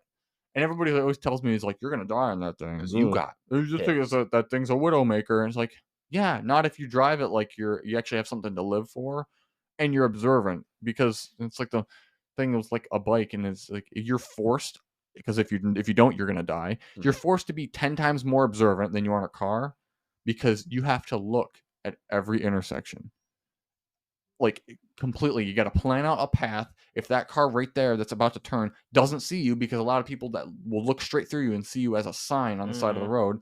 So often I'll sit there and I'll wiggle to say, hey, I'm right here. You can see me. And it's like, but you got to plan in case, or if you see other cars, you see sides of cars. Okay, there's a car on that's like, you can see the side of the car. Okay, there's an intersection there. There's some kind of intersection right there. If that car pulls out in front of me, I got to know, okay, where am I going to go? You got to do that every single time. You don't have to be fucking crazy with it, but you gotta keep that in the back of your mind. And you don't really have to do that with a car. You can kind of relax a little more. I mean, it promotes defensive driving when you don't have a metal box around you, or I guess plastic nowadays. Right. And the other thing too is, if you plan that, guess what? A bike is a lot more maneuverable than a car. You can dodge things. Yeah. So I start saying, you know what? If you're smart with it and you're not stupid and you're not reckless, a bike is just as dangerous. It just depends on the people around you, because just like that with a car, a car is just as dangerous if you have an idiot right next to you that doesn't know how to drive. Have you seen the video of, there's a dude on his motorcycle, he's riding probably about 50 through an intersection, the light's green on his way, a truck takes a left at a red light, and he makes the split decision to drop his bike with him on it, and he lays down with it. And he goes like under the truck. Granted, he makes some arm bacon. He kind of skins himself a little bit, but he lives. The bike is totaled. Oh yeah. But he is mostly unscathed, besides some like a lot of rashing. I don't think he had any broken bones. But I feel like that's an inherent skill you don't get until you're a veteran rider. Like, like, when is it okay to dump the bike? I might get more hurt, or I could smack into the side of that truck and be dead guaranteed. Right. So yeah. And it's also like you have to create the routine, I guess, or habit of always wearing gear. Otherwise, if you fall, and it's like, road rash ain't a joke, and it's like you can be going 20 and you could fucking it'll tear all the skin off your body. It'll tear right through your clothes, the road will, and it'll tear right through your clothes, and it'll tear your there was literally a guy that fell on the highway, and I remember hearing about, and he didn't have pads on his butt, and No more butt. he didn't have any ass cheeks anymore. He was no. stuck on the hospital because he did not have ass cheeks anymore. They were gone. If you think about it, like, you ever been like barefoot running on the road and then your toe like catches the concrete? And you see how it's now like, imagine that's just running. imagine that, but going 50 miles an hour, and it's your entire body. It's bad. Yeah, it's not. So it's like, and it's like I said too, and it's like you just kind of have to create like something like, checking over your vehicle, make sure you don't have flat tires. Like literally yesterday, I was like around the other side of the garage, and my sister was cleaning out the garage and stuff, and Mary was out there, and there was a car that went by, and you just heard, and I was like, did that car have a flag on it or something? And then I was like, because Mary heard that too, and I was like, what the hell was that? And I was like, I bet you they had a flat fucking tire. God. And it was just sitting there going, and they were just driving full speed. And it's like, see, that's the kind of thing, okay, maybe you do got to get somewhere, but driving on a completely flat tire, that's done. Those are the kind of people that like get a flat tire, put the spare on, and then don't change the spare. Then leave the spare on for a month. No. And it's that skinny little tire. It's like, And it's like, and I said that in my last episode, it's like, that tire is meant to get you home. It's not meant to drive on for a month. Pretty sure God, no. max 50 miles like range. Like, Yeah, they're not meant to Yeah. drive a long time. They're not even meant We're to taking be on the highway. It's fine. Yeah. You ever see those videos of people on the highway and they're just on rims? Oh my God. I don't even know how you can do that. My favorite videos is watching these vehicles that have the wheel shake. Oh, that freaks the me wheels out. shaking. Yeah. I don't know why, but it's funny to me. But then I think of it as like, holy shit! Like this wheel is either about to fall off. Dude, the funniest ones are the cars that have their suspension is completely gone. Yeah. And like their shocks are gone, so you see their rear end are sagging, and every bump they hit, and it's like, and they sit there almost scraping the ground. Bottoming out every Oh time. my God! It's like Ramon from Cars. You almost, yeah, you almost want to follow them because you're just sitting there laughing your ass off. Look at that! Here's a bump. It's so funny, and it's just like, and see, I got off topic, but whatever. We're just shooting the shit at this point. Yeah. But it was like, every time I get on my bike, you got to just kind of minorly check over everything. And it's like, okay, chain, tension, chain's fine. Chains, there's no sign of it. There's like of it getting stretched or anything like that. Okay, tires, there's no cracks. It's got pressure. It's got enough pressure. You check the valve. You don't got to check them. You maybe twice a week, you check how much pressure is in the tire. And then, because air pressure in the bike tires are very important, it's very important. And, you check your lines and stuff, and like your throttle, because if your throttle line gets stuck, what happens if you accelerate and your throttle line gets stuck? It's the benefit of like having a clutch, like a clutch you control. Your throttle line gets stuck, pull the clutch, you're fine. Right. And it's just like that with a manual vehicle, and it's just like, okay, or just like any vehicle, you just shut it off.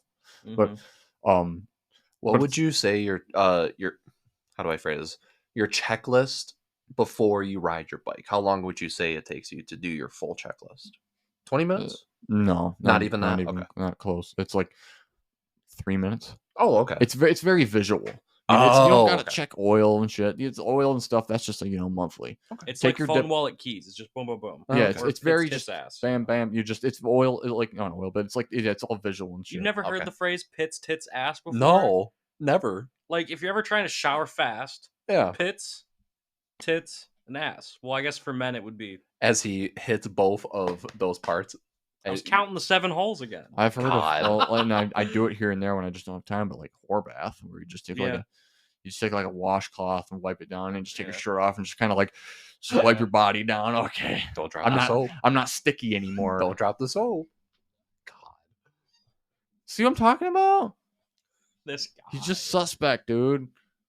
We're talking say about like kind of just like really quickly, kind of poorly washing yourself so you don't feel like crap, and then Webby's over here like, don't drop the soap. I just say the shit that comes to my mind. He'll appear in your bathroom, and it's often not really fucking weird. It's often not in a line. No.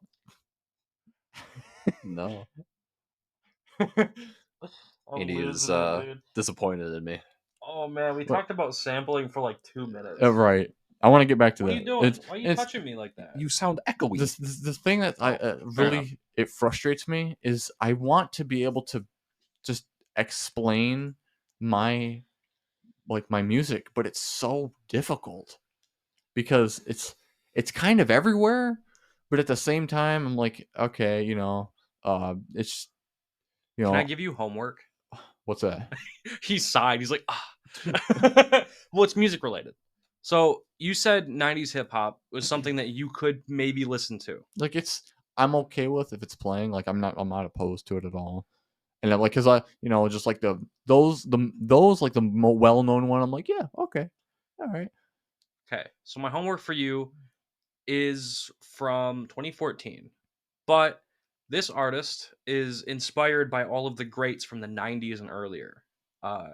So this feller, his name is Logic. I love him so much. He is my all-time favorite artist. He means the most to me. His songs, he's not like other rappers where he focuses on the positives and helping people as opposed to bitches, drugs, killing people. I can't stand that. Exactly. So he doesn't do that. He does, but I'm going to give you a song, okay? So it is kind of a book of a song. It's 10 minutes long. I Now, know what you're talking about. I recommend... Dude, have you ever heard of Iron Butterfly? No. Inagata Davida? 17 minutes long. God. Well, I mean, in every genre, there are those mammoth songs that are good for their length. They don't waste any time in that amount of time frame. So this one is one of those. What are you laughing about? The radio version Inagata Davida is like 3 minutes. Dude. Because it's literally like a 10-minute just it's just for 10 minutes. And it's okay. I'm sorry to You're giving me homework now. I'm sorry to you'll hear it if you hear it, and it's like because I don't want to play music on this because then it's like that's a problem, but but I can say songs, Yeah. But it's like it's that song that is very commonly known as the smoking dope, always like high. Yeah. Oh, I'm thinking I know the words, but I'm forgetting the main rhythm. It's just like I can't think of it. I'm stuck on Deep Purple right now. Because I saw Hush by that. Okay, so really quick. Yeah, go back. I would like for you to add it to your library just to give it at least one listen. Try and listen to the lyrics of it. So Logic has this really infamous song, and people always request him to play it live. He never plays the full version because it's 10 minutes long. And if you do that on the road, like once a night every month, you're gonna get tired of it, especially if it's your own song. So the song is called Under Pressure. Make sure you get the 10-minute long version, not the 3-minute long version. Now, you might not like it because the intro, he does talk a lot about his family selling drugs, very gang related. It's got a song on that album called Gang Related. Under Pressure is the title track from the album Under Pressure. Now, it's important to me because he talks about his living situation, living with people that are not good people, doing whatever they can to survive in their shitty rundown ghetto area. I feel like you can't use the term ghetto anymore. We're using it in this. I feel like I've been told you can't use ghetto anymore.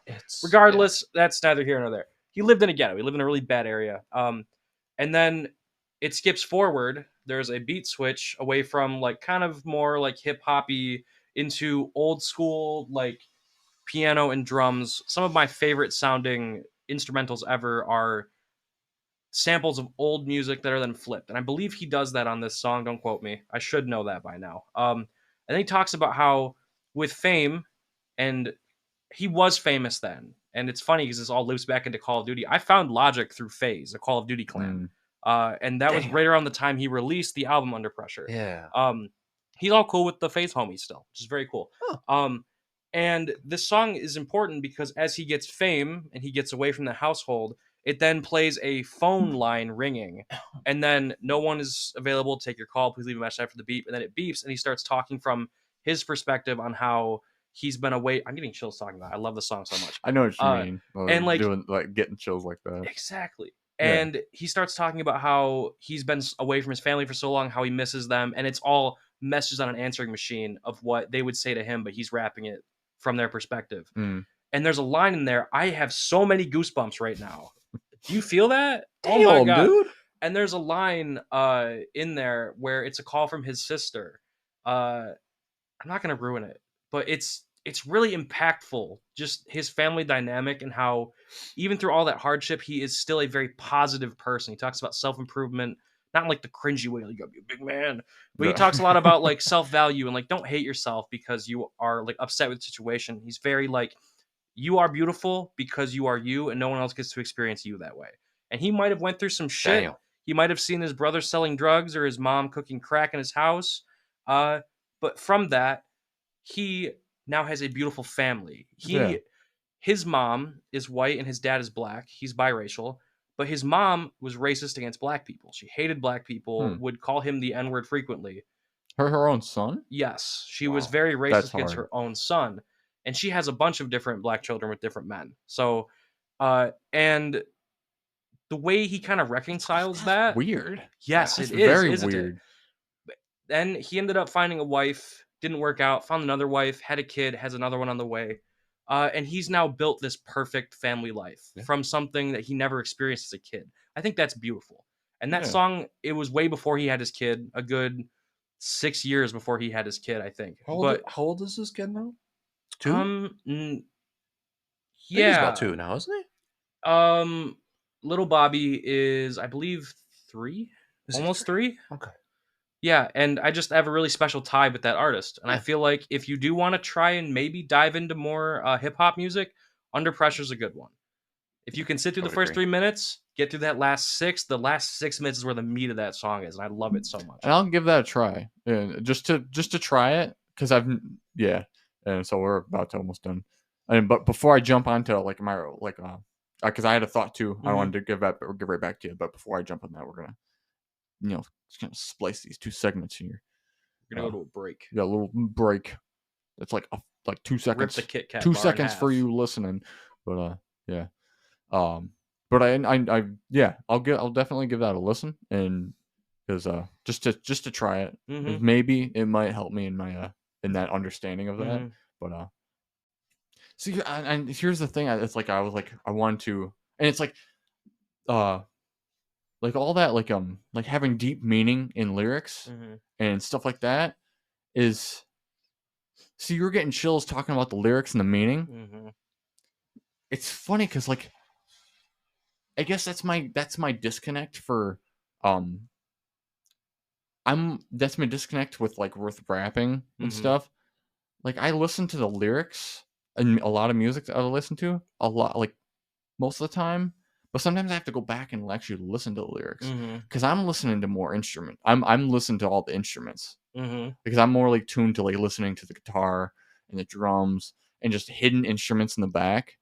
And so that's when I hear like hidden instruments in the back and I realize these instruments and I go back and play the song again and I hear it again, that's where I get chills. That's a true music lover, someone that can just digest the instrumental piece by piece and get something new every time. But like here I'll give you something to try because because how much do you listen to like maybe just rock in general? For rock music, I feel like it's a lot less often than you'd think. Okay. Like maybe like 2% of the time spent listening to music is probably on just plain rock music. And so the way how much like energy you put into and like feeling you put into describing Logic, that one song by Logic, sounds like you're very attached to like almost like poetry, you know? Yeah, oh it is Yeah, for sure. absolutely. I got chills when you Because said that's that. well, like rhyming and stuff, was just kind of like building on what you previously said, and in a very rhythmic way is poetry. And most songs are all poetry. Almost all songs are poetry. Yeah. But I want to give you, and it sucks, is I didn't find him until he died, which really sucked because I felt bad because my dad always listened to him and he always talked about this band. But they started in like the late 80s and it's called Tragically Hip. And there's one song that's called 38 Years Old. And because the singer of Tragically Hip, Gordon, and it sucks. I remember when, because this is a Canadian band, and he is, if you I'll have you listen to that one song, 38 Years Old. and listen to the lyrics of that, because that's very poetic. All of his songs are all poetry. They're I can't even explain, or I can't even explain well enough how like, and even each song in order in his albums, they kind of relate to each other. They almost tell a story, and you got to really listen to them to find it. But if you just listen randomly, it doesn't not make sense. They all. Oh, I have a whole tangent here. People that make albums without direction bother me. Like, they just throw in like, oh, it's kind of soft, and then we got really hard, aggressive song, or fast paced, then we got slow again. It's like there needs to be a tempo and a flow to an album. Yeah, like, because this song 38 Years Old is about a kid, like in the 70s, there was like these two prisoners that broke out of prison, and they were like, okay, and he tells the story in the form of a rock song, and he's like, that these two prisoners broke out of prison, and they told the town that the person was in, didn't, and they, because the Canadian, all like, it mentions that he paints the scene. It's like the town, the roads have long French names, and it's just that they said that don't have to worry, they don't want to stick around here, you don't got to worry, you're not in danger anyway. The last thing they want to do is hang around here. That was actually one of the lyrics. But the 38 Years Old is because they didn't hang around there. This guy, he witnessed his sister getting raped by one of the prisoners, and he killed him. Then he was in prison for 18 years, and he never kissed, and because he's 38 years old and never kissed a girl. And it's like he finally got out of prison at 38 years old because he was in prison for 18 years, and because he killed the guy that was raping his sister. But then he's been in prison since a young age. He couldn't live outside of prison, so eventually the cops came and said, "We're going to take you home," and they took him back to prison. And that's told in the form of a rock song. And then I just want to touch on another song. It's called "Gift Shop," and I really like this song because I'm gonna take you to the candy shop. No, 50 but it's anybody? like it explains how all these beautiful national, like, there's like places on the planet, or just anything, like just like the national, like the Grand Canyon, like the or like the Yellowstone National Park, or every big place, all eventually end up in a gift shop. You always can find everything. All those, they all end up in a gift shop. Yeah. And it's like, and I don't want to explain it too much. Can I take a stab at it before you explain it? Yeah. Feels like they're taking really beautiful natural things and making it novelty. Yeah, exactly. That's exactly it. Making it like a trend. And because it's funny, because in the music video, and me and my dad do this often, because it shows him, and he's just standing on I think he's sitting on like I haven't seen the music video in a minute, but he's sitting on like a horse, and he just goes straight, and then he goes, and it's just randomly in the music video. A lot of times the music videos are really interesting, and because they also tie into the songs too, because he choreograted those music videos really well with the song.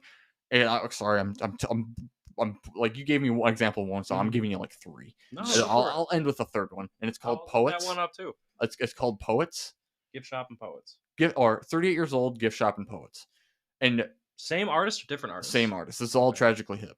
And and it's funny because if you ever watch him live, he's very energetic. Like, he'll start with all his clothes on, and eventually he'll end up with no shirt, and he's like, you hear that? And it's like it's funny because he's like, when they first started, he had long hair and stuff, but then he just didn't have any hair. But and he was very that band. Oh, I'm sorry, I touched on Poets and I stopped. But that or specifically that music video, he talks about like poets, they shouldn't talk as much as they do. I might be butchering this because I haven't heard that. I haven't listened to this. I'll go through a poem. I'll listen to Try to Clip solely for a week. I'll just sit there and listen to them, but it's like, if you watch a music video, he keeps walking through like this like layout of like a house or apartment, and somebody keeps turning on the light, and he keeps walking back through the house, and then right when the song is just bam, and he turns off the light again, and then he goes back to the song, and then eventually the light comes back on again, and he goes, and while the song's going, he goes back, turns that light off again, and it's just like, and it just fits so well with the song, and it's like the instrumental takes a break as the light turns off, and back on. so that's where a lot, like, I guess that is the best example I could probably give you for that, and of course fucking Blue Oyster Cult's you know I don't I'm blanking on one of my most favorite fucking songs, More cowbell. yeah, Blue Oyster Cult and Don't Fear the Reaper. There we go. Don't Fear the Reaper. Yep. And that song, sometimes if I'm in the mood for that, I'll blast that song, and that's what gives me chills. But what gives me gives me chills is if I'm playing like that song, Don't Fear the Reaper by Blue Oyster Cult, or White Room by Cream, and that's in the 60s. And Cream? Cream. Never heard of him. You never heard of Cream? I've never heard of Cream. Never heard of him. In the white room with black curtains. No idea. In the station. No idea. No idea. I'll give you homework. Listen to that song. You know, I always said that if I had a superpower, it would be able to recreate any song just with my voice. With your voice? Yes, it would be that. But it's like that song. I remember playing when we would pull when school would be over, and I didn't have a radio in my truck, so I had a Bluetooth speaker, and I'd turn that speaker on, and I'd play fucking White Room by Cream, and everybody else is pulling out of the school, and they're just either fucking lifted truck or just in a normal car, and then here I come with my 50 some odd truck, blasting White Room by Cream, dun dun dun dun, and I just fucking pull out and fucking. I felt awesome. That's when I fucking got chills. I'd sit there and fucking sing with that song, or Don't Fear the Reaper by Blue Oyster Cult. If I sing with that song, that's when I get the fucking chills. But that's where. Like some of the lyrics, like with Tragically Hip, I'll listen like the lyrics mixed with the music, and if it's done in such a fantastic way, or it's just the music, like disco and stuff, like and it's not the super mainstream disco, like September by Earth, Wind and Fire. I've heard that a billion times. Yeah. I'm kind of sick of it. Yeah, but like just like Chick. I've learned how to play it on the bass. I can't remember the song off the top of my head. I blank a lot, but it's like it's a lot of it's very just I'm more in tune with the sound, and that's where I get my link to music is sound, and that's where I find it hard to relate, where most of the music the way I see it with like rapping and stuff, most of the music is all lyric, and it's like there isn't, at least to me, it's hard to, because there's not a balance to the music and the lyric, and it's hard for me, that's where I was like, it's hard for me to listen to, you know what I mean? Okay, so sorry, can I interject? Oh, go ahead. So whole different dichotomy here. My brother listens to exclusively the heaviest, screamiest music you can imagine, and I'm talking like some real. Is it death metal or is it screamo? Well, screamo I would say is less than death metal, because death metal is like you're stabbing someone, like you're killing somebody. Yeah. And his favorite band is Lorna Shore, and I do gotta admit, someone who like is in the music sphere, I don't like that kind of music. I don't look for anything that's super oppressive, but the singer is talented. Yeah, because he hits those high like pig squeals and the low gutturals. One dude. Yeah, when you can do that with your voice, that's straight up that is straight up a skill. Without destroying your voice. I had a thought. Exactly. Without destroying your voice. It is it's just like trying to sing a song by Guns N' Roses. Right. You cannot get through a song without, if you tried to sing it, your voice will die. You will not have a voice box anymore. It won't work the next day. And it's like, that's a complete trained skill that you have to acquire or are somehow born with. So you and him are kind of similar. Like, you both look for an aspect of the song that like draws you in. Like, for you, it's the musicality of it. For my brother, it's the vocals. It has to be a good enough singer. and he hates hip hop. He won't listen to any of it. And so on TikTok, there's been a rapper blowing up, and I only like one of his songs, and that's For the Beat. His name is Yeet, Yeat. Now, Dylan, you would hate this music. Like, it is all interesting. electronically produced. He mumbles. He has Oh. auto tune. He's so big. Yeah, you would hate that. To me, because like all that, when it's like auto tune and it's all electrically produced like computer produced music. Like sometimes I'm like, okay, all right, I'll give you it. It kind of sounds okay. But if it's like that, to where it loses me and I completely disregard it is where it sounds lazy. To where like if you put that right next to what I listen to, and it's like, how many different instruments and how many different skilled people does it take to make that exact sound? I'm gonna quote him from that song. He says, "I made 100 beats in a month. That's 100 and something hits." Now, if you're making 100 songs in a month, like just from like compositionally speaking, there's 30 days in a month generally. You're making 3 songs a day. You're not making a work of art 3 times a day. You're not. You're just making a quick product. Yeah, exactly. But it's made him millions, which is an interesting topic because there is an audience for that style of music. And a big audience. And that's where I get a lot of I get a mixture of frustration and also sadness. The death of art, though, in a way. Yeah, because that's what it feels like. It feels like that. Because that one day before it was hip hop. Yeah, they took it to that. And it's level. like I don't see the music I listen to as like it's much better. It's much better, and it's better because it existed before. It's like I also listen to songs like there's a band that I heard when I was really young. I loved them. It's called Dirty Americans, and you may think it's a country band. It is not. It is a rock band, and it's an early 2000s rock band, but it's not. They don't sound like early 2000s, but it's just it's rock band, and it's like so I'm not completely it's just linked to only songs that are multi-decade older than me, but it's like I guess that's where like if I genuinely listen to something and I'm like, okay, if it took more, like if it took thought and time and skill to make the song, and that's where I'll give it my respect, but if I listen to it and I'm like, if it's just like if it's replicatable, if I've heard literally the same thing, and I hear a lot of people say that about Led Zeppelin too. It's like all the songs sound the same, and it's like, yeah, but there's only been one person that's been able to somewhat mimic the sound, which is there's a modern band that's replicating the sound.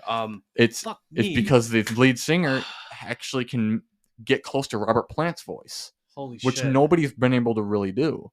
And both me and Mary were like that, and my sister. Shit. What is the band name? It's it's gonna kill me. I know it's I listen to them too, and it's no.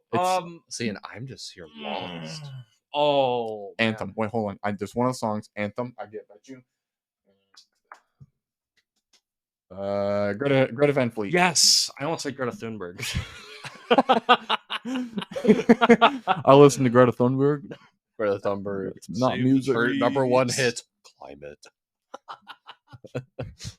Did you hear she got fucking arrested? Did she? Yeah, well, I mean, she got arrested because she was protesting. I don't remember where, but I think that was not real. No. Well, I mean, it happened, but it looked like the cop wasn't really put up a fight, and she was kind of like, all right, yeah, I mean, like people have been like strapping themselves to trees for years, getting arrested. So I mean, like it's possible, but also she's a figurehead, has money, maybe not. Anyways, so what I was gonna say before the Greta Thunberg comment, I can see how I can see the evolution of hip hop. I can see how it went from like Biggie and Tupac into like a Jay-Z and an Eminem. And then I can see how that went to like more modern day rappers. But I don't exactly understand how it went from modern-ish day rappers into I don't know how it made that connection, because that was hip hop at one point. And so I'm not sure, because I'm still I'm unfamiliar with the genre a lot. But when I said like I'm okay with like 90s hip hop, I might be right. I might be right with my like what I'm thinking about is like insane in the membrane, insane in the brain. You know that song at all? Oh man, no, I don't. But you know what's a great That's like crossover? early hip hop. That might be 80s. I can't remember. I can't think of. Oh no, I'm losing it. There's a rock band that is really famous, and I'm gonna regret not remembering this, but they do almost like a rap rock combo, and they do it well. Who am I thinking of? Linkin Park. No, It's not not, Linkin Park. quite. But yeah, they do a little bit. Yeah, but I not know them. who you're 'Cause talking They're about. older. Jesus. It's not Jesus No, Christ. it's not. They look like Jesus Christ, though. Is one of their song names called Popular Monster? Jesus, falling in reverse? No. No? Okay. That's the first one that came to mind. Is it the Gorillas? The It's not the Gorillas. I'll remember one of these times. Man. Solar System. That's an Rage inside Against joke. the Machine. Oh, They do like a rap rock combo. I believe it's called thrash music. I could be totally wrong. yeah. I know what you're. But going it's like with. more aggressive. It's like it's like in the mic. And I hear a lot of that Mhm. music because there's somebody in my department of where I Mhm. work that play that a lot. So I hear a lot of that music, like that Linkin Park, Rage Against the Machine. I'm kind of unfamiliar with that because that's more my wife's Mary's. That's so cool that you could say that. Yeah. I love that. Mother of my daughter, is that's her. She is all about that. That's what she grew up on, is like Linkin Park, and in it like Dad rock. is that Dad Rock? Dad rock. Yeah. I would say Linkin Park and like Nickelback, Papa Roach, Buck Cherry. That's all dad rock. See, I'm not too big of a fan of Linkin Park. The Linkin Park fans are gonna murder me. I'm literally, and also because you lumped them in with You're Linkin. knocking at the door. You lumped them in with Nickelback, and everybody has to hate Nickelback for some Nickelback's reason. a good band. Yeah, They are a very unpopular good band. opinion. You know what? I grew up with them. My mom listened to them sometimes. I remember hearing the songs when I had to ride with her to the grocery store when I was like 5. But it's like, hey, Look at his photograph. Hey, yeah, that still to this day is my favorite Nickelback song. Out of all of them, Photograph is still my absolute favorite. See, and it's like that's one of those moments where I'm like, okay, I've heard it a billion times. I'm kind of done with it. Where it's like, and that's what I do with when I find a new song. I'm like, I just want to listen to the song You over. just smash the repeat button. But I'm also like, I can't kill it. Oh, you hold yourself back I from. can't. Yeah. Because I've already done it to a few songs, Mhm. and I can't listen to them anymore. I've lost because there used to be it was like it was Fleetwood Mac. Yeah. So a lot of their sound came from Lindsey Buckingham. Because if you listen to Lindsey Buckingham's music, because him and Stevie Nicks made music before Fleetwood Mac, and you would listen to them and like, holy shit, that's where they got their fucking That sound. actually is a really good connection. And if you ever listen to Fleetwood Mac's early music, they had, I think they're still, I'm not sure if they're still held, but to the most drastic style change. If you listen to their early stuff, it's like, it's a completely different band. Like very early stuff, which was like in the 60s. It's completely different. And then you listen to the 80s stuff, completely different. And it's a lot had to credit to Lindsey Buckingham and Stevie Nicks. And we need to bring back the women that look like Stevie Nicks. Literally. Man. I wanted to touch on this because Mary touched on this with her and my sister's podcast. They were like, because Mary's like, if I had a celebrity crush, it'd be somebody like, I'm sorry, Stevie Mary. Nicks. I'm not saying you sound like, I'm just saying your celebrity crush is one of the artists from 5 Seconds to Summer. Yep. My two, Webby's too. Literally, and here you go, Mary. If you listen to this, Ooh, you don't have to worry about me crushing on any celebrity because my only 2 celebrity crushes is Sigourney Weaver from the 70s and Stevie Nicks from the 70s. Man. Because when I was younger, when I was 16, and I was sitting there looking at the album cover of Fleetwood Mac, like think from what is it, Rumors, and like there's the whole band, and they're like and we flip it over, and their whole band's there, like, yeah. But you look at her, and it was funny. Mary's friend's mom, she named her friend. Okay, she named her friend after Stevie Nicks. If you looked at her and also Stevie Nicks, they look very alike. You mean? Oh my god! Stevie. Yeah, I don't want to name drop her. But. Well, I mean, Oh, okay. it's no. just a general name. We're also talking about Stevie Yeah. Nicks. Yeah, Yeah. she named her after Stevie Nicks. Mhm. When she looks like Stevie Nicks. Yeah, I can see it. Have you seen her, Mom? Yeah. I Yeah, never. She was got at the that. birthday party. Yeah. She looks like Stevie Nicks Dude, right Yeah. now. I went outside never- to go hit my vape, and I got to go talk to her. Yeah. so- Have you Yeah. seen like what she looks like now? Wait, is she here? Are you looking up Stevie Nicks or Yeah. Stevie's mom?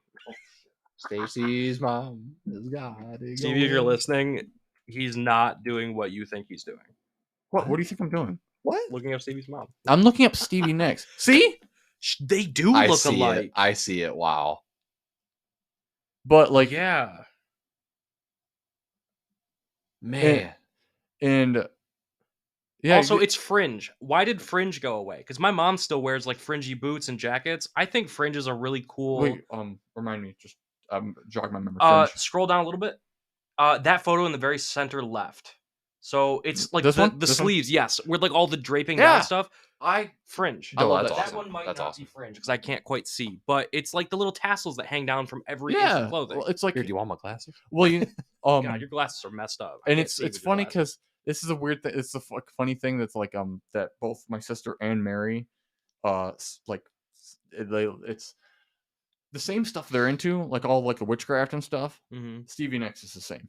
Mm. That's why she Yeah. wears stuff like that. She appeared in an episode of Coven, American Horror Yep. Story. Yep. And you know what's Sh- funny? Let's touch on that. Yeah, The character that was obsessed with Stevie Nicks, and that and then they killed her in that season. Mhm. For a moment, I don't want to spoil, but momentarily. But It was an old ass and show. it's funny. but- It's yeah, right, literally. And, Grow up. But it was like when they were doing the testing stuff, because I was actually into that season. That was a You know, good season. And I was it's funny because I was kind of rooting for her because I was Uh, like, she likes the same music as me, and she's obsessed with Stevie Nicks the same way I am, and then they locked her into that. She lost the test. I was like, fucking assholes, getting mad, standing up. because she got stuck in like having to kill a frog and shit. Mhm. But and I was gonna be I was like, if you kill Stevie Nicks in this show, I'm done with the show. But they Webster, didn't. have you seen American Horror Story No. Coven? It's the most recent season. You know, Apocalypse or not no? Apocalypse. It was 19 something. 19? Yeah, No, it was like a Western style. Or No, it was like because then they did the new American Horror Stories, which it's like I wasn't really oh, I wasn't Damn, I really haven't caught up to date. no because that was a separate series. The last It's one a I separate- watched was Apocalypse, and then I saw that they Apocalypse- did like an ad. For Apocalypse the was the end of like that whole story because Mhm. it tied everything together. Mm-hmm. And you watched all that one, right? Yeah, I watched everything up until that point, Okay. but I Okay. didn't watch anything after that. Yeah, because it's kind of they couldn't continue on that story. Mhm. They had to start new stuff. So Especially because they tied it all back together. They couldn't Right. go back. Yeah. and eventually they brought it back to the complete first season, Mhm. and they tied it up with a main guy that was like ended the world, and they That's had to crazy. they had to kill him as a child in the first season. Mhm. It's fucking nuts. And somehow Spoiler. somehow the witches in Coven come back after the world is burned. And I thought it and- was cool that like my favorite season, those main people came back. I was like, that's cool. Yeah, and Yeah. they actually brought those main people back, but like Mhm. that's weird how we just drew this into American Horror Story. But Wow. like Stevie well, Nicks, man. Yeah, Powerful woman. because me and Mary tried to watch the new one where it was like they were I think it was a drug. It was a drug that made you very very very good at like writing, music, but you had an urge to drink people's blood. Oh. So everybody was like everybody had to carve their teeth to be able to harvest to eat people. Mm. Like it was like interesting, but eventually I kind of and it had Macaulay Culkin in it. Mm. And after he started getting better from his addiction and shit, Yeah. he actually didn't look too bad anymore. But because addiction kind of affects you physically as well. True. Him and Brenda Song just had a kid, didn't they?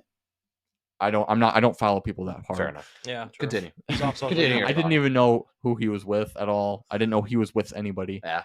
That's a Mary. That's a Mary. I just question. learned this like a little bit ago. So continue your thought.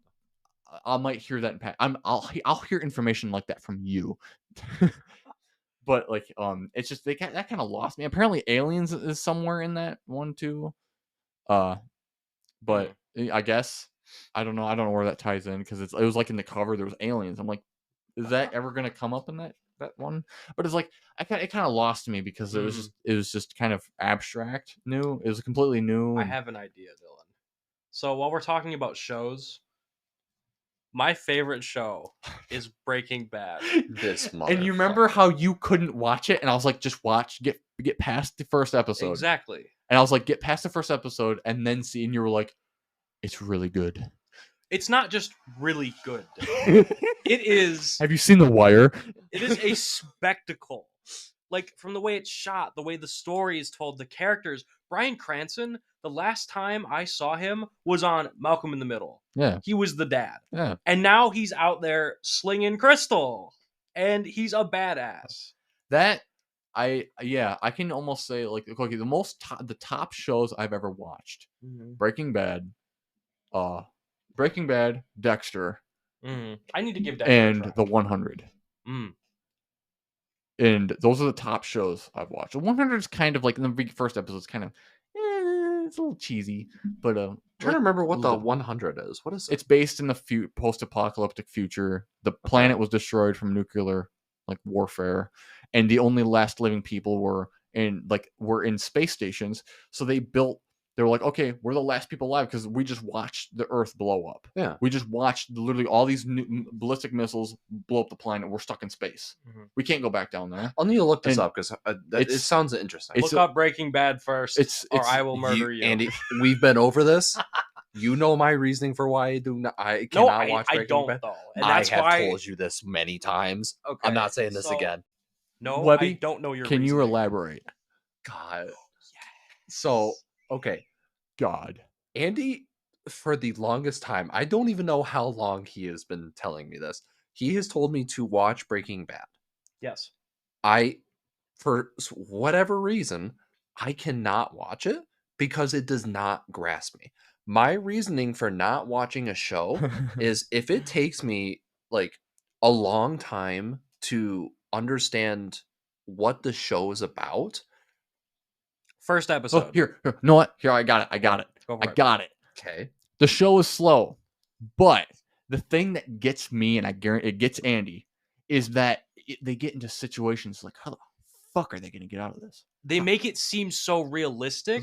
And it's like, and there's consequences. Yeah, and it's like it doesn't romanticize being a meth chemist. Sure. But it kind of does almost. But it follows the story of an anti-hero. Yeah, and it's so. But here's my thing. Not to cut you off, but fucking asshole. The same reasoning I used to not watch Breaking Bad is the same thing. Is the same thing if why you don't play League of Legends. What? Okay, hear me out. You don't like top-down view games like what League of Legends is. It very depends. It absolutely. There's a very old game called Air Mech Arena, and I'm okay with that. Sure. When I was younger, but it's just like that is the reason you don't like playing League of Legends. Sure. That same thought process is why I don't like Breaking Bad. Is because that's just the kind of genre, and not genre, but like that's the kind of like I can't get on top of it. Like I can shut him down real fast. Hold on, I gotta elaborate what he said. He likes The Walking Dead. Goddammit. Anyways, does he? Yeah, slow ass show. Yeah, Go ahead, it was good in the beginning. I love the beginning. I haven't watched it. So I love the beginning. See, but I'm just obsessed with zombies. It has a good story, but it's like they couldn't. If it was just thrown together, because it was everybody's like it went too long, but it's like if the ending was kind of just quickly thrown together, everybody said the ending was thrown together and it was shit. Of The Walking Dead. The Walking Dead. Okay, yeah. Breaking Bad ended fucking fantastically. A lot of people say that movie, the El Camino, was like kind of shitty, and I'm like, I think it was great, but whatever. It adds more context. But I figured out why. I just said, okay, what did I just say? Breaking Bad, The 100, and Dexter are my three favorite shows. Mm-hmm. You know what they all have in common? Anti-heroes. No, I haven't seen 100. The 100 is.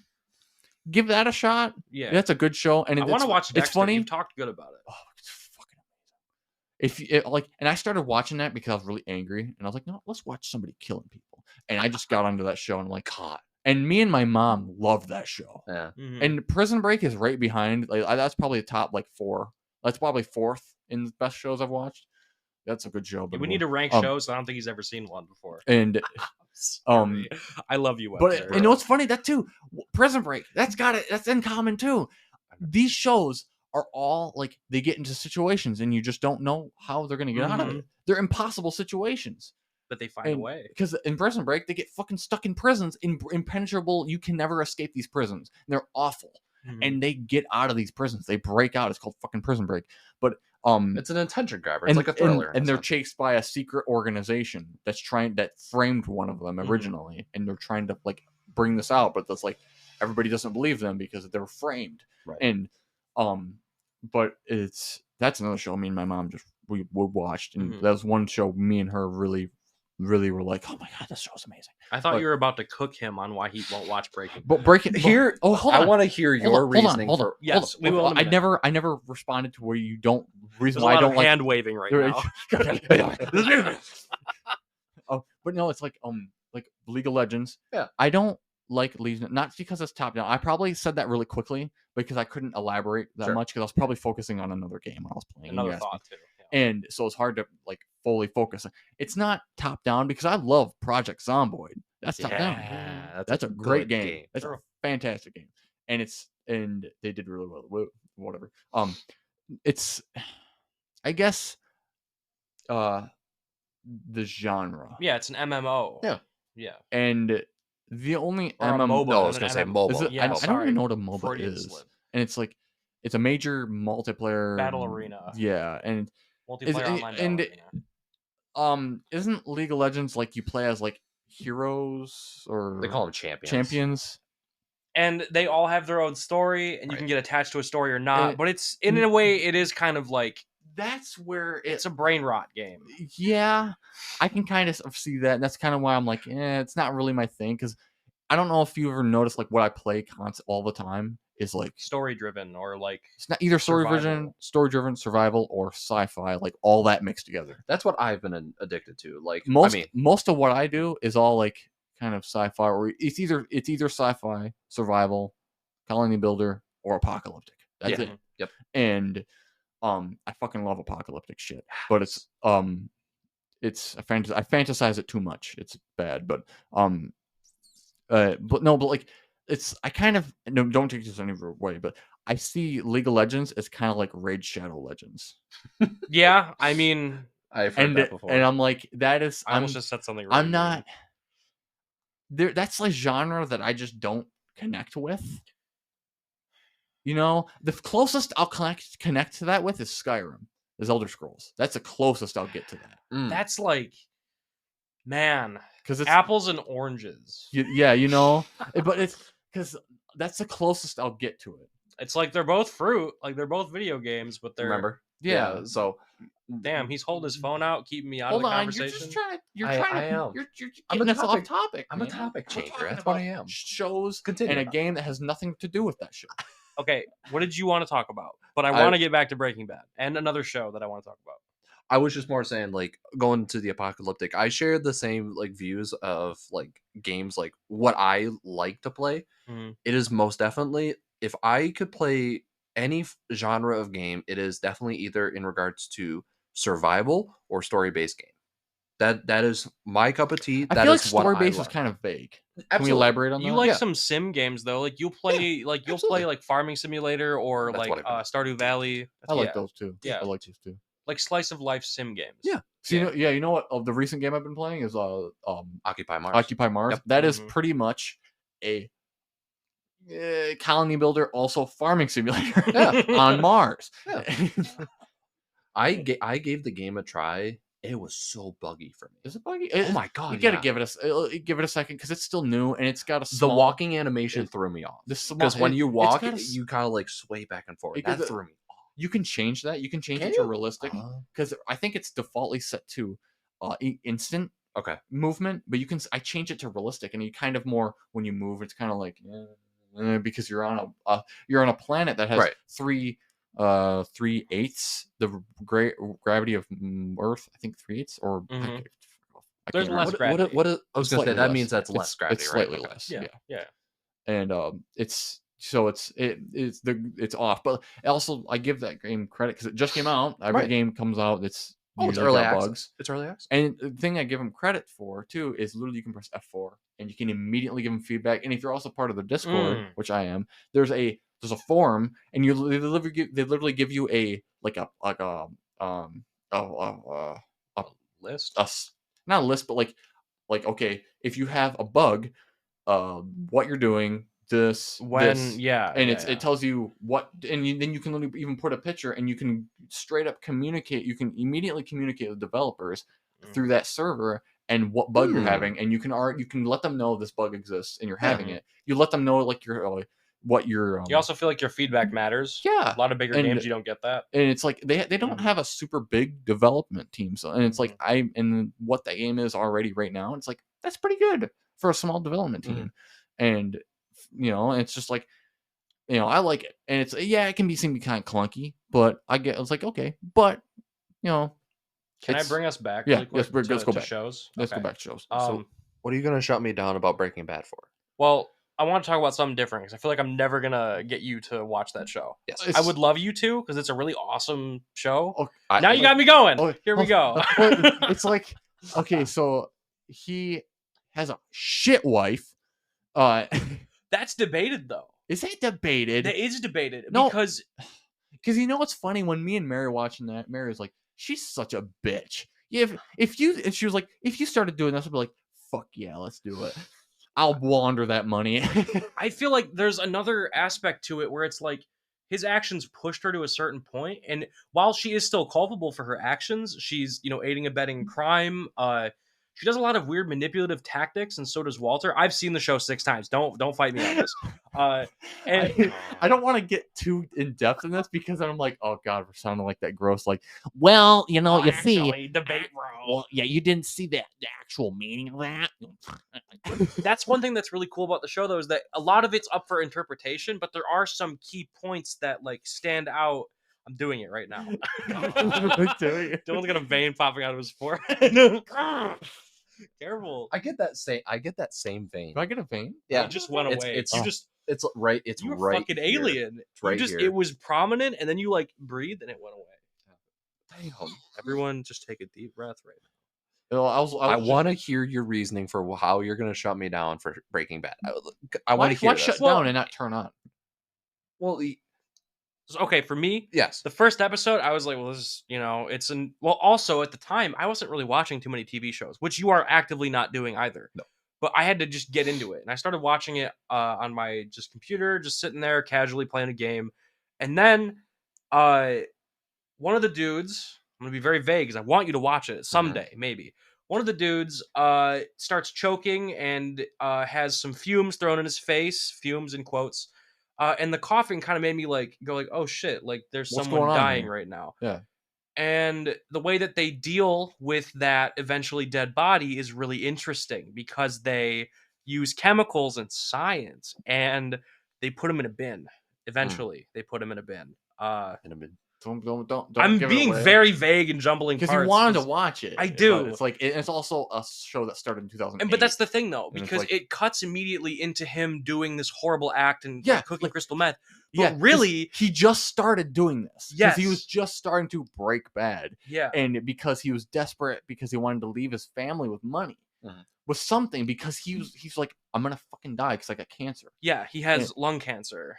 Non-Hodgkin's lymphoma. And it's so he's like, and his brother-in-law is in the DA, and he saw how much money from a ride along, how much he saw his brother. It was on a TV bust. Yeah, he busted, and he's like, how much money is that? And he's like, oh, it's $700,000. $700,000, and he's like, so, and he eventually he offered him for a ride along, and then it's just he saw somebody he recognized in that ride along, and then, but eventually he's like, okay.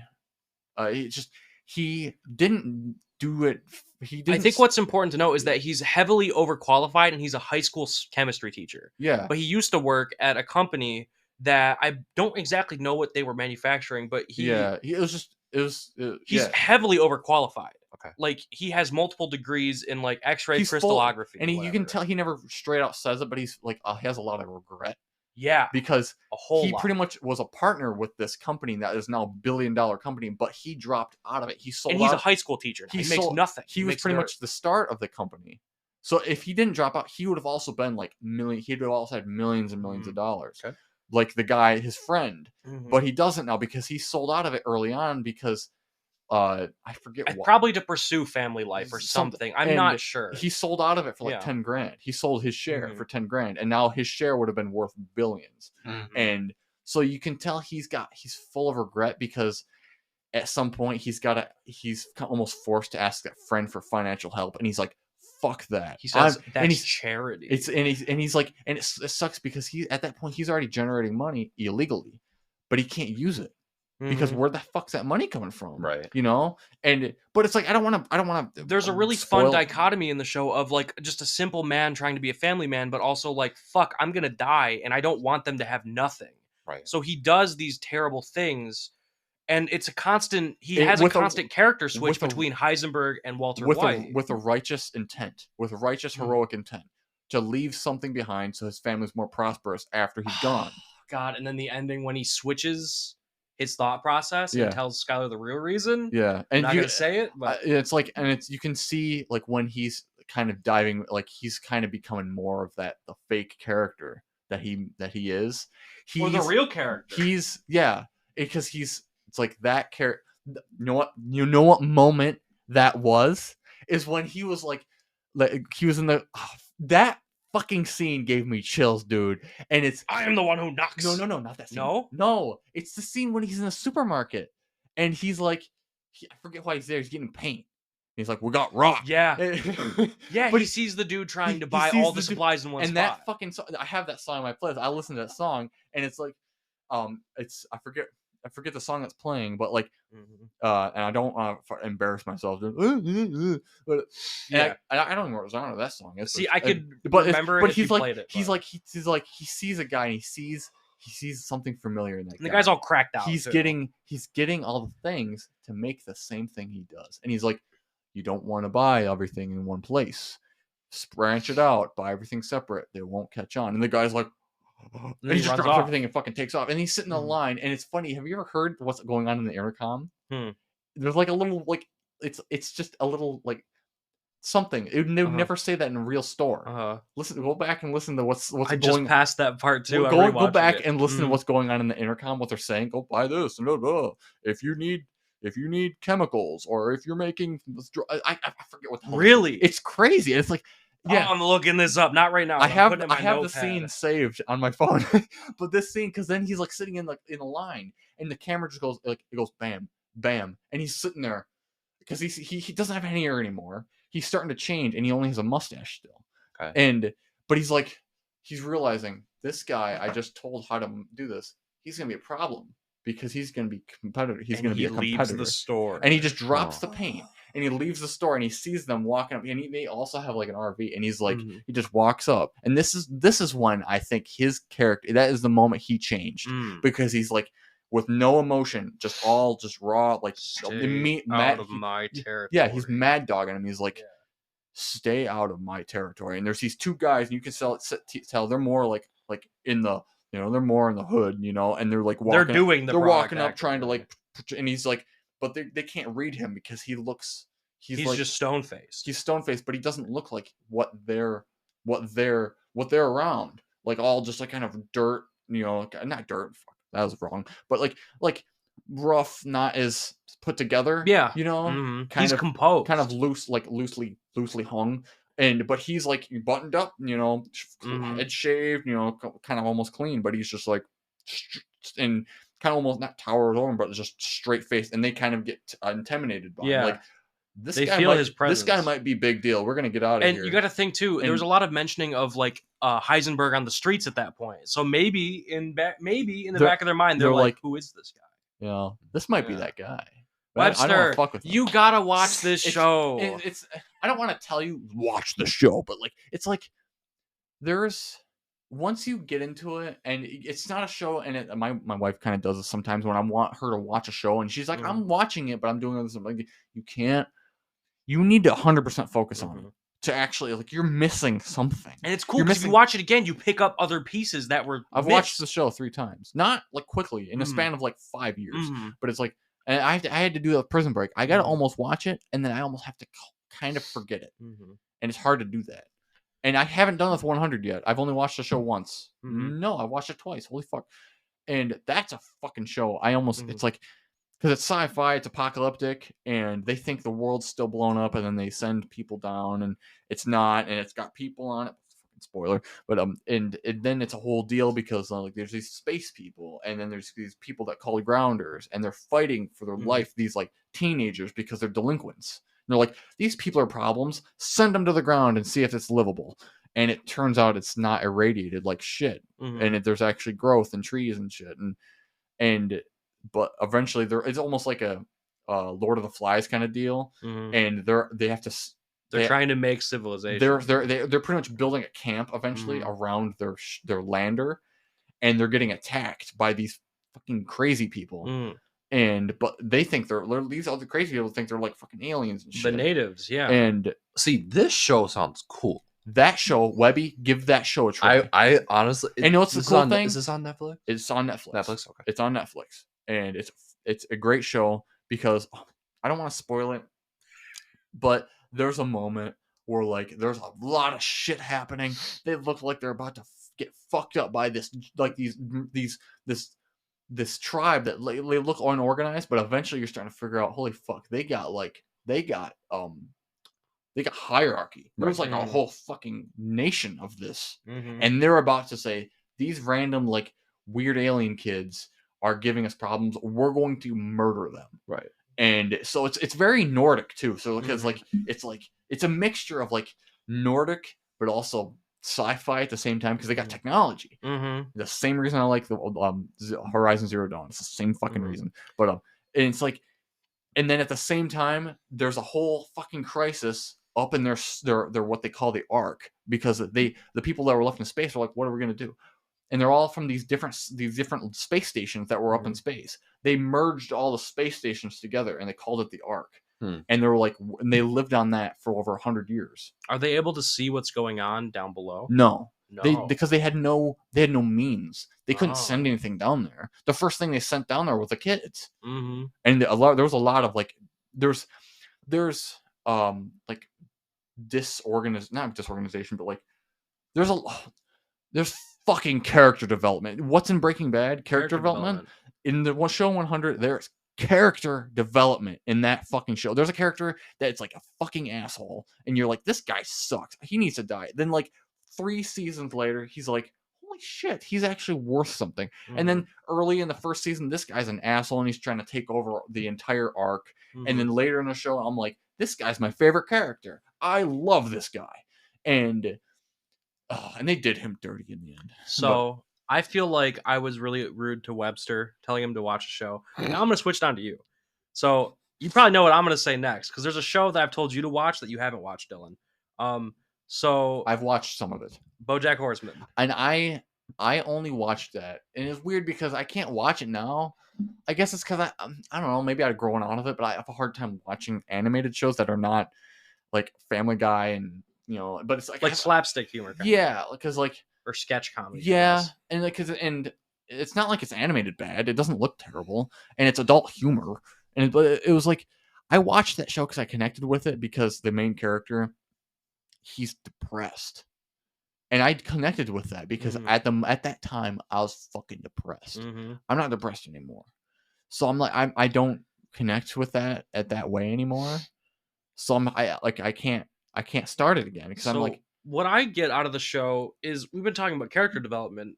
They really portray the main character, BoJack Horseman, a man-like horse, man with a horse head.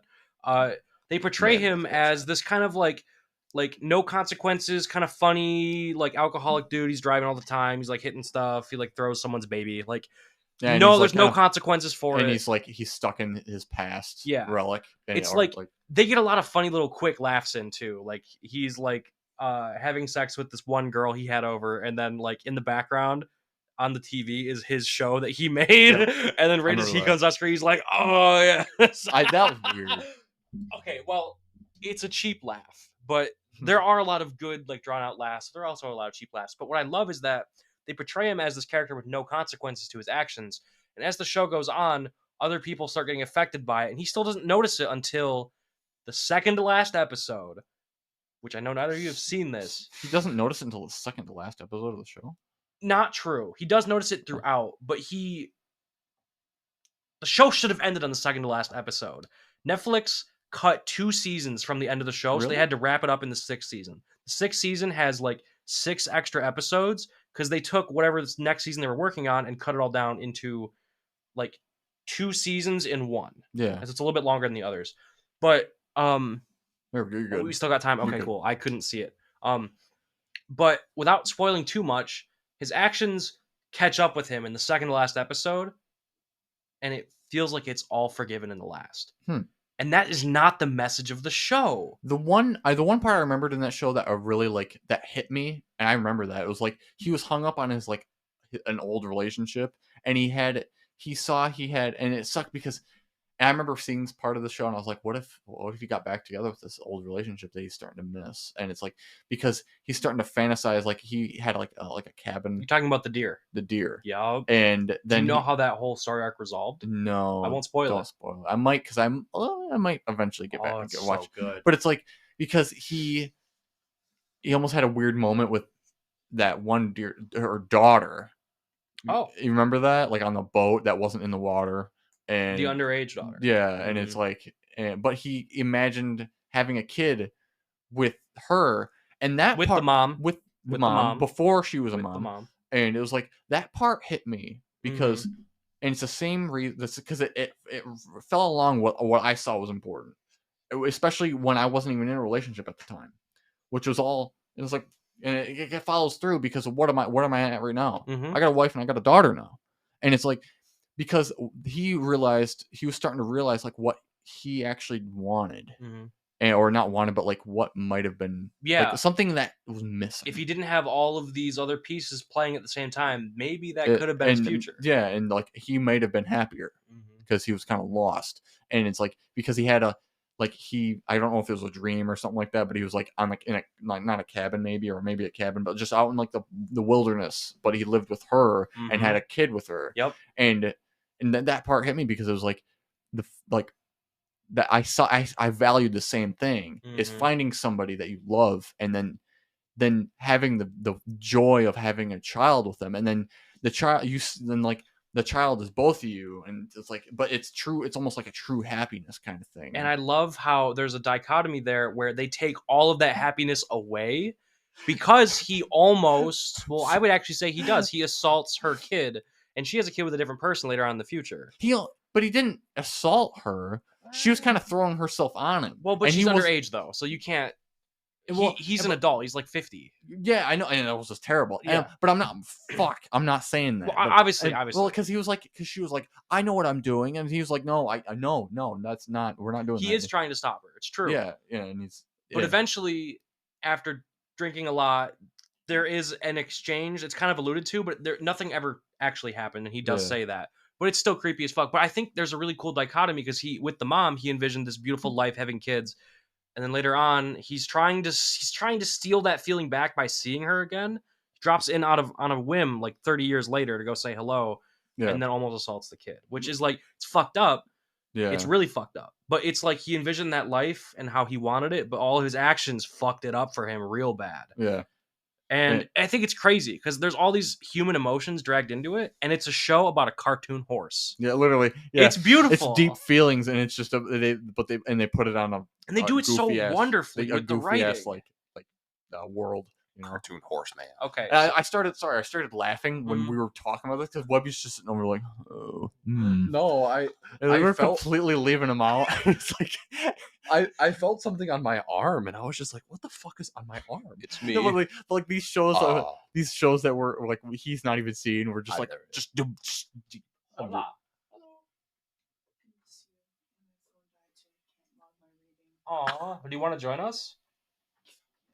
It's kind of hot in here. We're talking about like the 100 and yeah, we're talking about like the 100. Yeah, we had yes. Pardon. We have. It's kind of warm. We're in the Luke room right now because the way I have their Andy and Webby's mic set up is they might. Okay. Yeah, because that mic's gonna pick that thing up because it picked up that fan. But I have their mic like they're like. My God, I can hear it. It's picking it Wow. up. Jesus. Oh, Boy. oh yeah. A car went by right as we started. So rude. Literally. Fuck Um, you. Not you guys. So yeah. I had something I wanted to say. Yeah. Unless you have something you want to add to the previous topic before we go into this, or I guess just I feel like this is probably one of the most not productive, but like in-depth, like personal, not and all at the same time not conversations I've had with both of you, which is very cool. yeah, I And- like this outlet, being able to sit down and just talk with you. And It it's- forces us to sit here it's and not have it's other cool. distractions. And I want to do that with all of us. I want one with you in it too, Mary. Need more. At some point, we need more microphones though. I was gonna Yeah. say, We need- and an interface. Yeah, Literally. another day. Yeah. But like came Watch out of like those shows, came out people. of like recommendations for songs if you just like songs, and I was able to finally because like as I'm talking about what makes me attracted to music is It's Stevie Nicks. and it's yeah, I elaborated because I remember hearing you talking about like a celebrity crush, and I was like, yeah, here you go, Mary.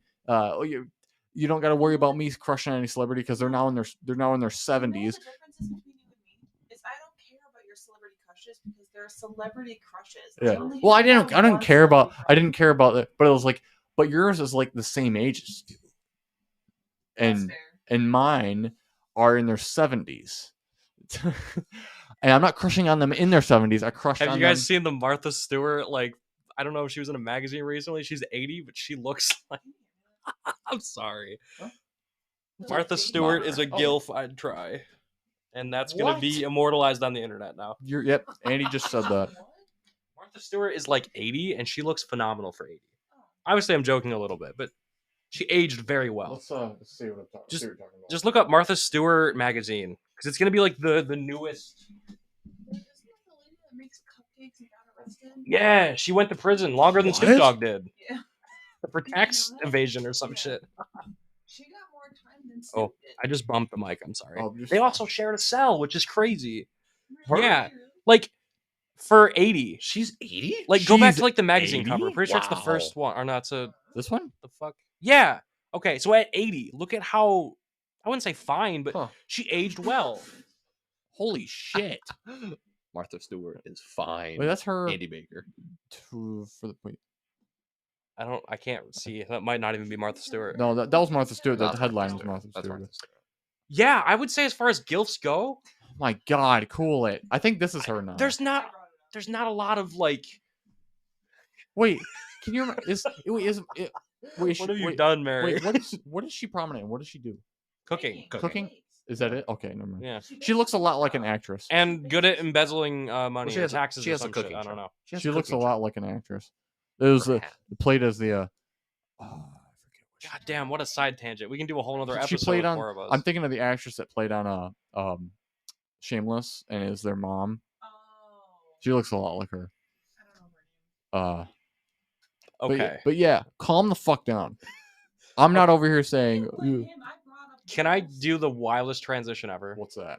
So, when we were talking about BoJack, you had mentioned that you related to the story in the sense that when he had that like memory or his thought It was like a- about It was like a fantasy almost. yeah, about having like a family with her. Huh? You watched it? Before we were together, Oh. I never knew. but I stopped because I related to that show when I was depressed Mhm.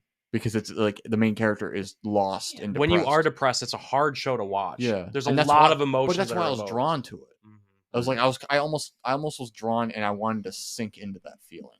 But what Right. I was gonna say to at least close off my half of this whole podcast is that you mentioned that it's personal to you because you saw the same ideals, like a family, a nice wife, kid.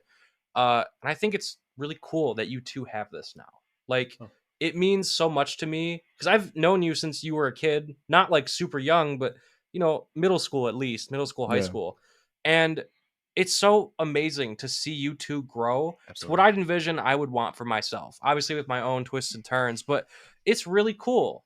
Yeah, It's really and awesome. Me and Mary talk about it like not pretty often, but like I don't I don't see myself in that way, and I didn't intend on it. But it's like interesting because I almost like I feel like we give you guys maybe some like a reference, Hope.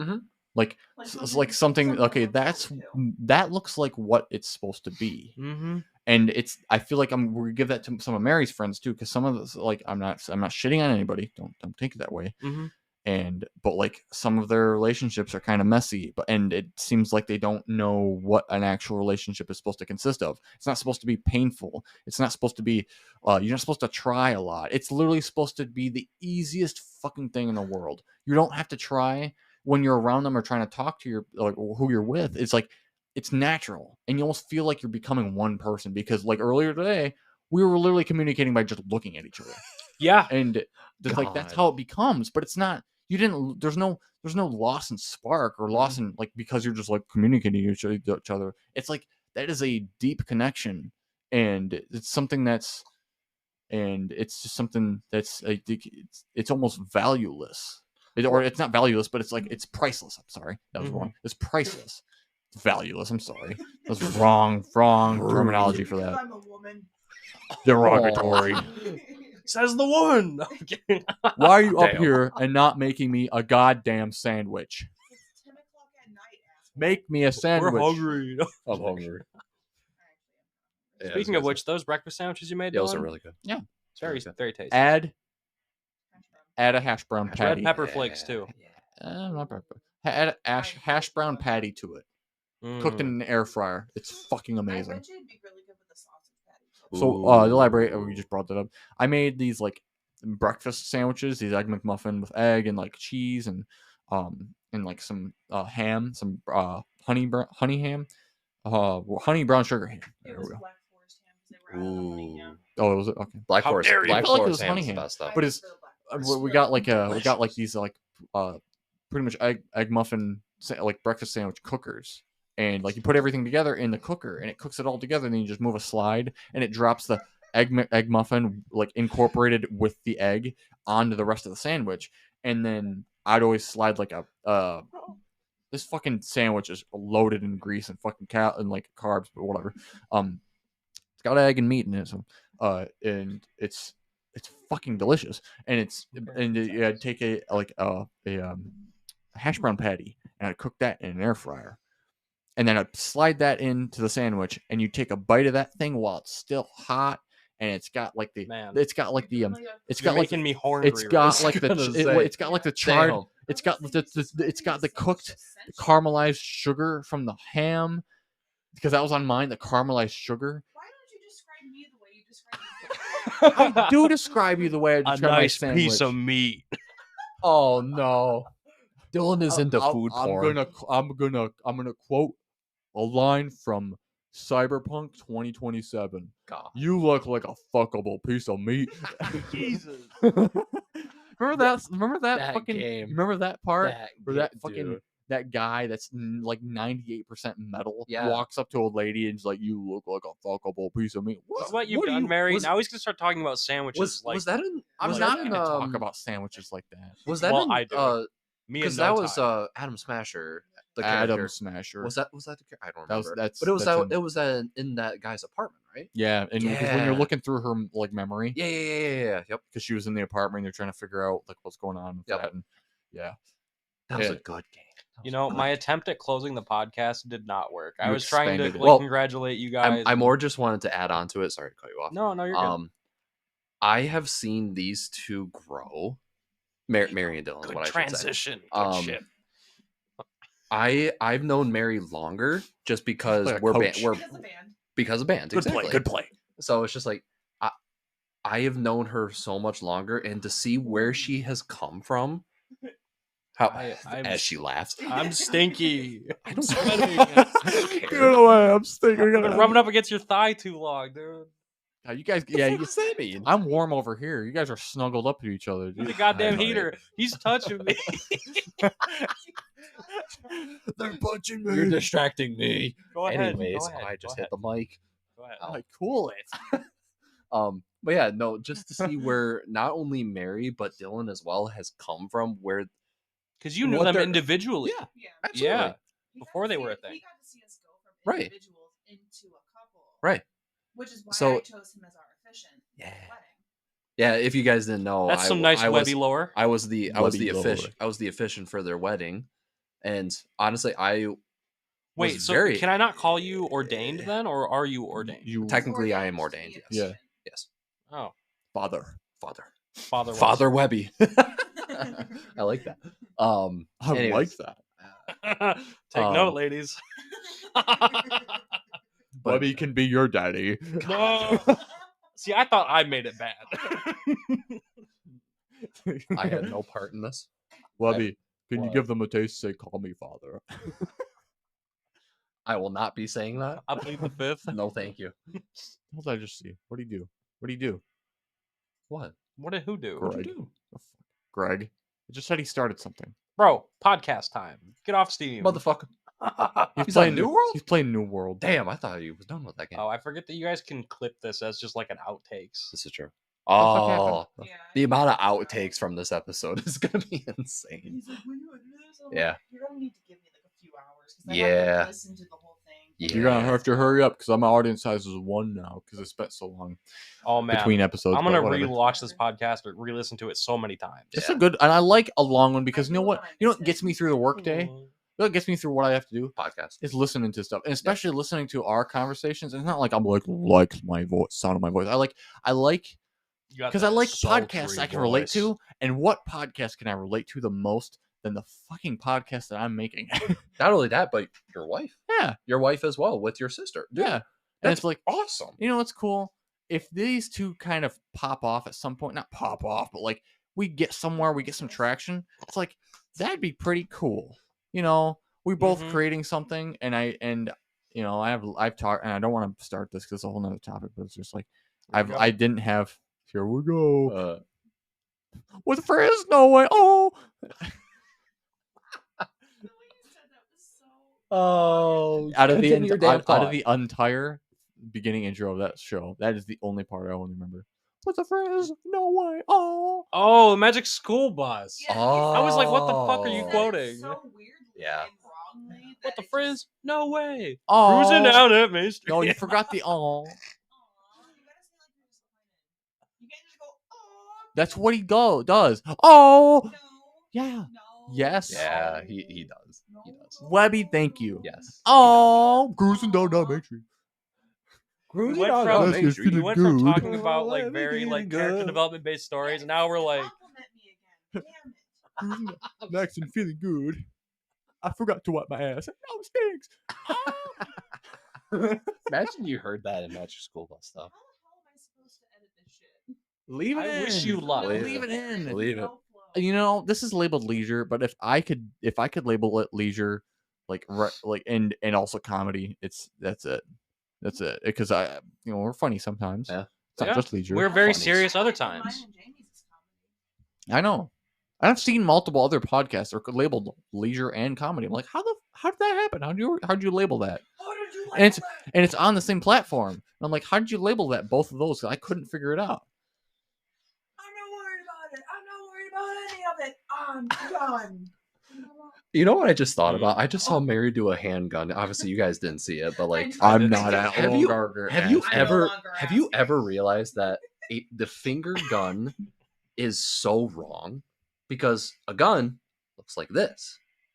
Yeah, why the We fuck always do, that? do this. Well, when you're holding Why? a gun, You gotta aim with your thumb. Oh yeah.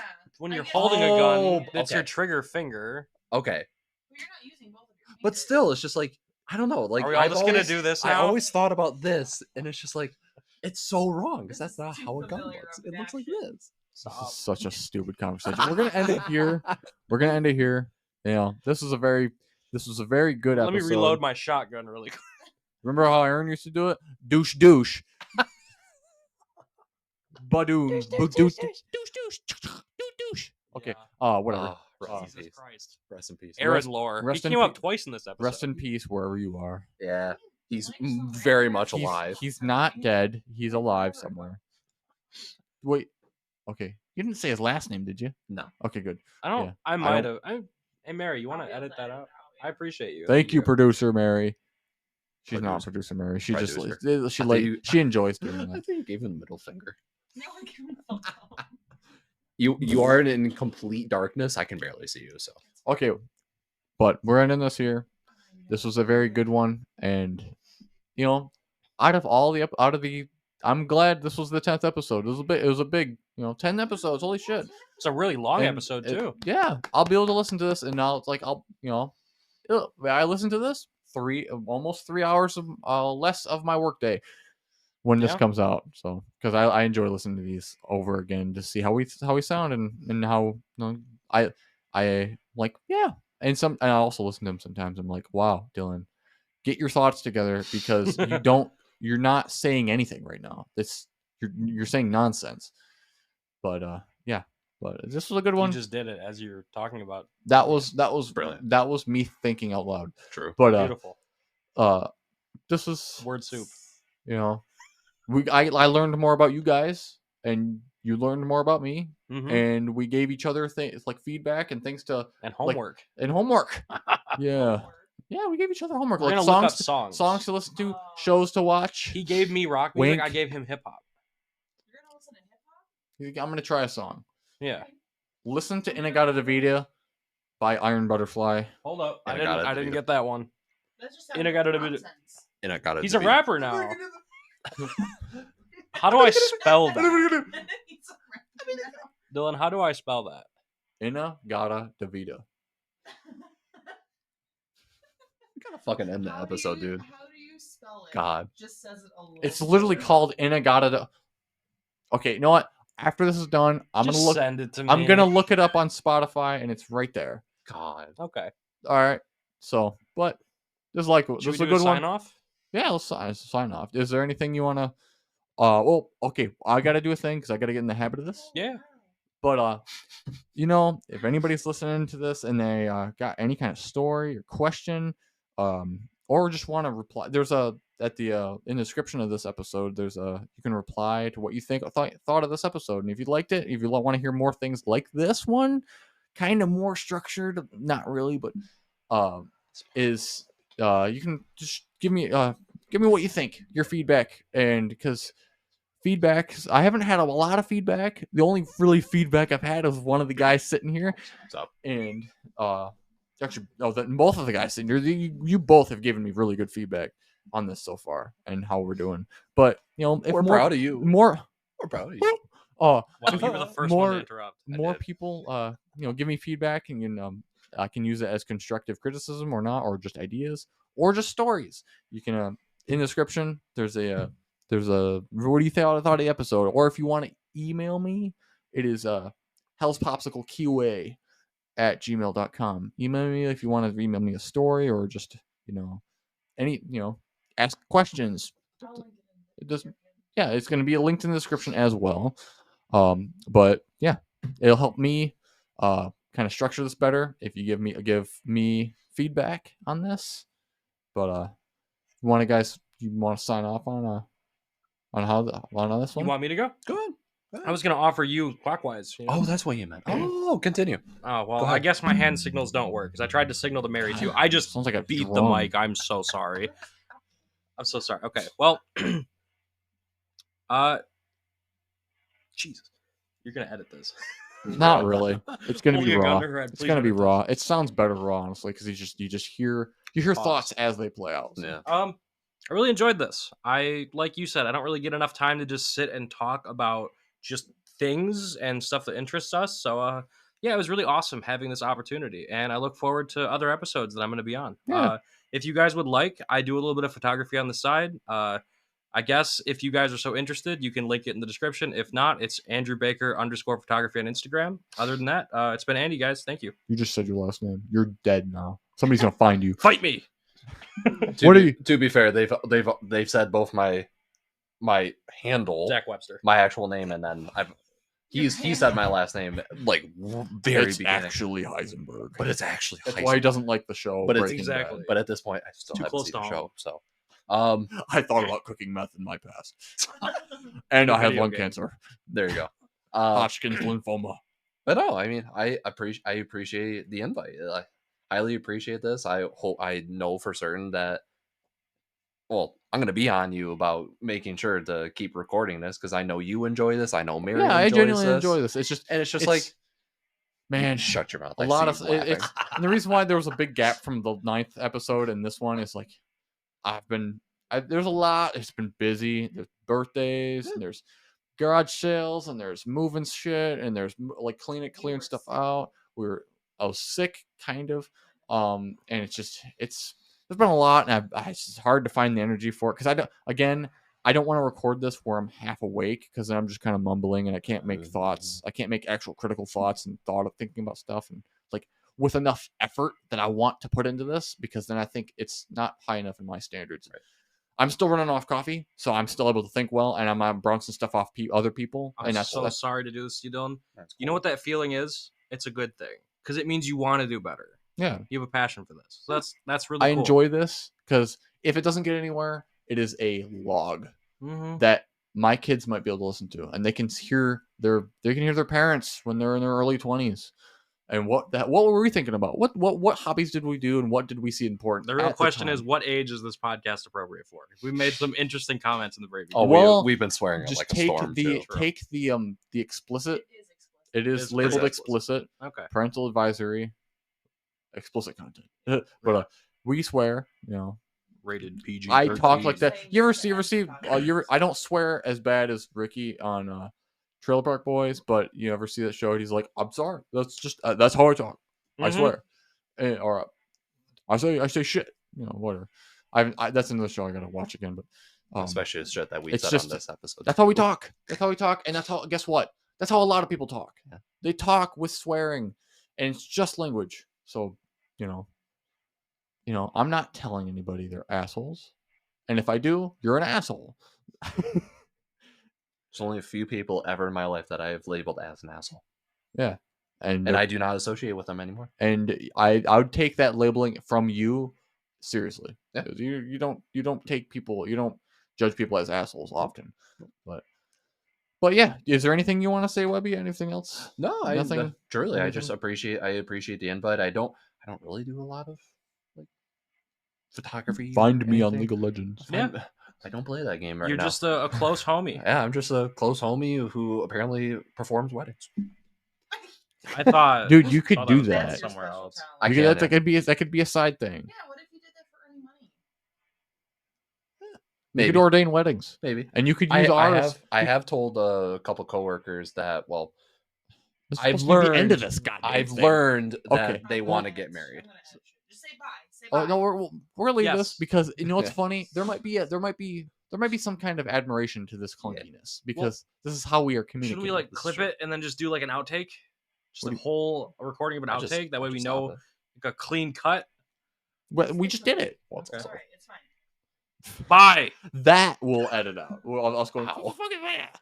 All right, that's it. I want time with my husband. Damn You it. enjoy this episode, and not back to the Don't do episode. drugs, kids. No kids are listening to this. I would hope. Don't do drugs, grandmas. The youngest I've got listening to this right now is like 17. Jesus Christ. Press that button for the love of all that's Love of holy. God, Click the red end button. this now.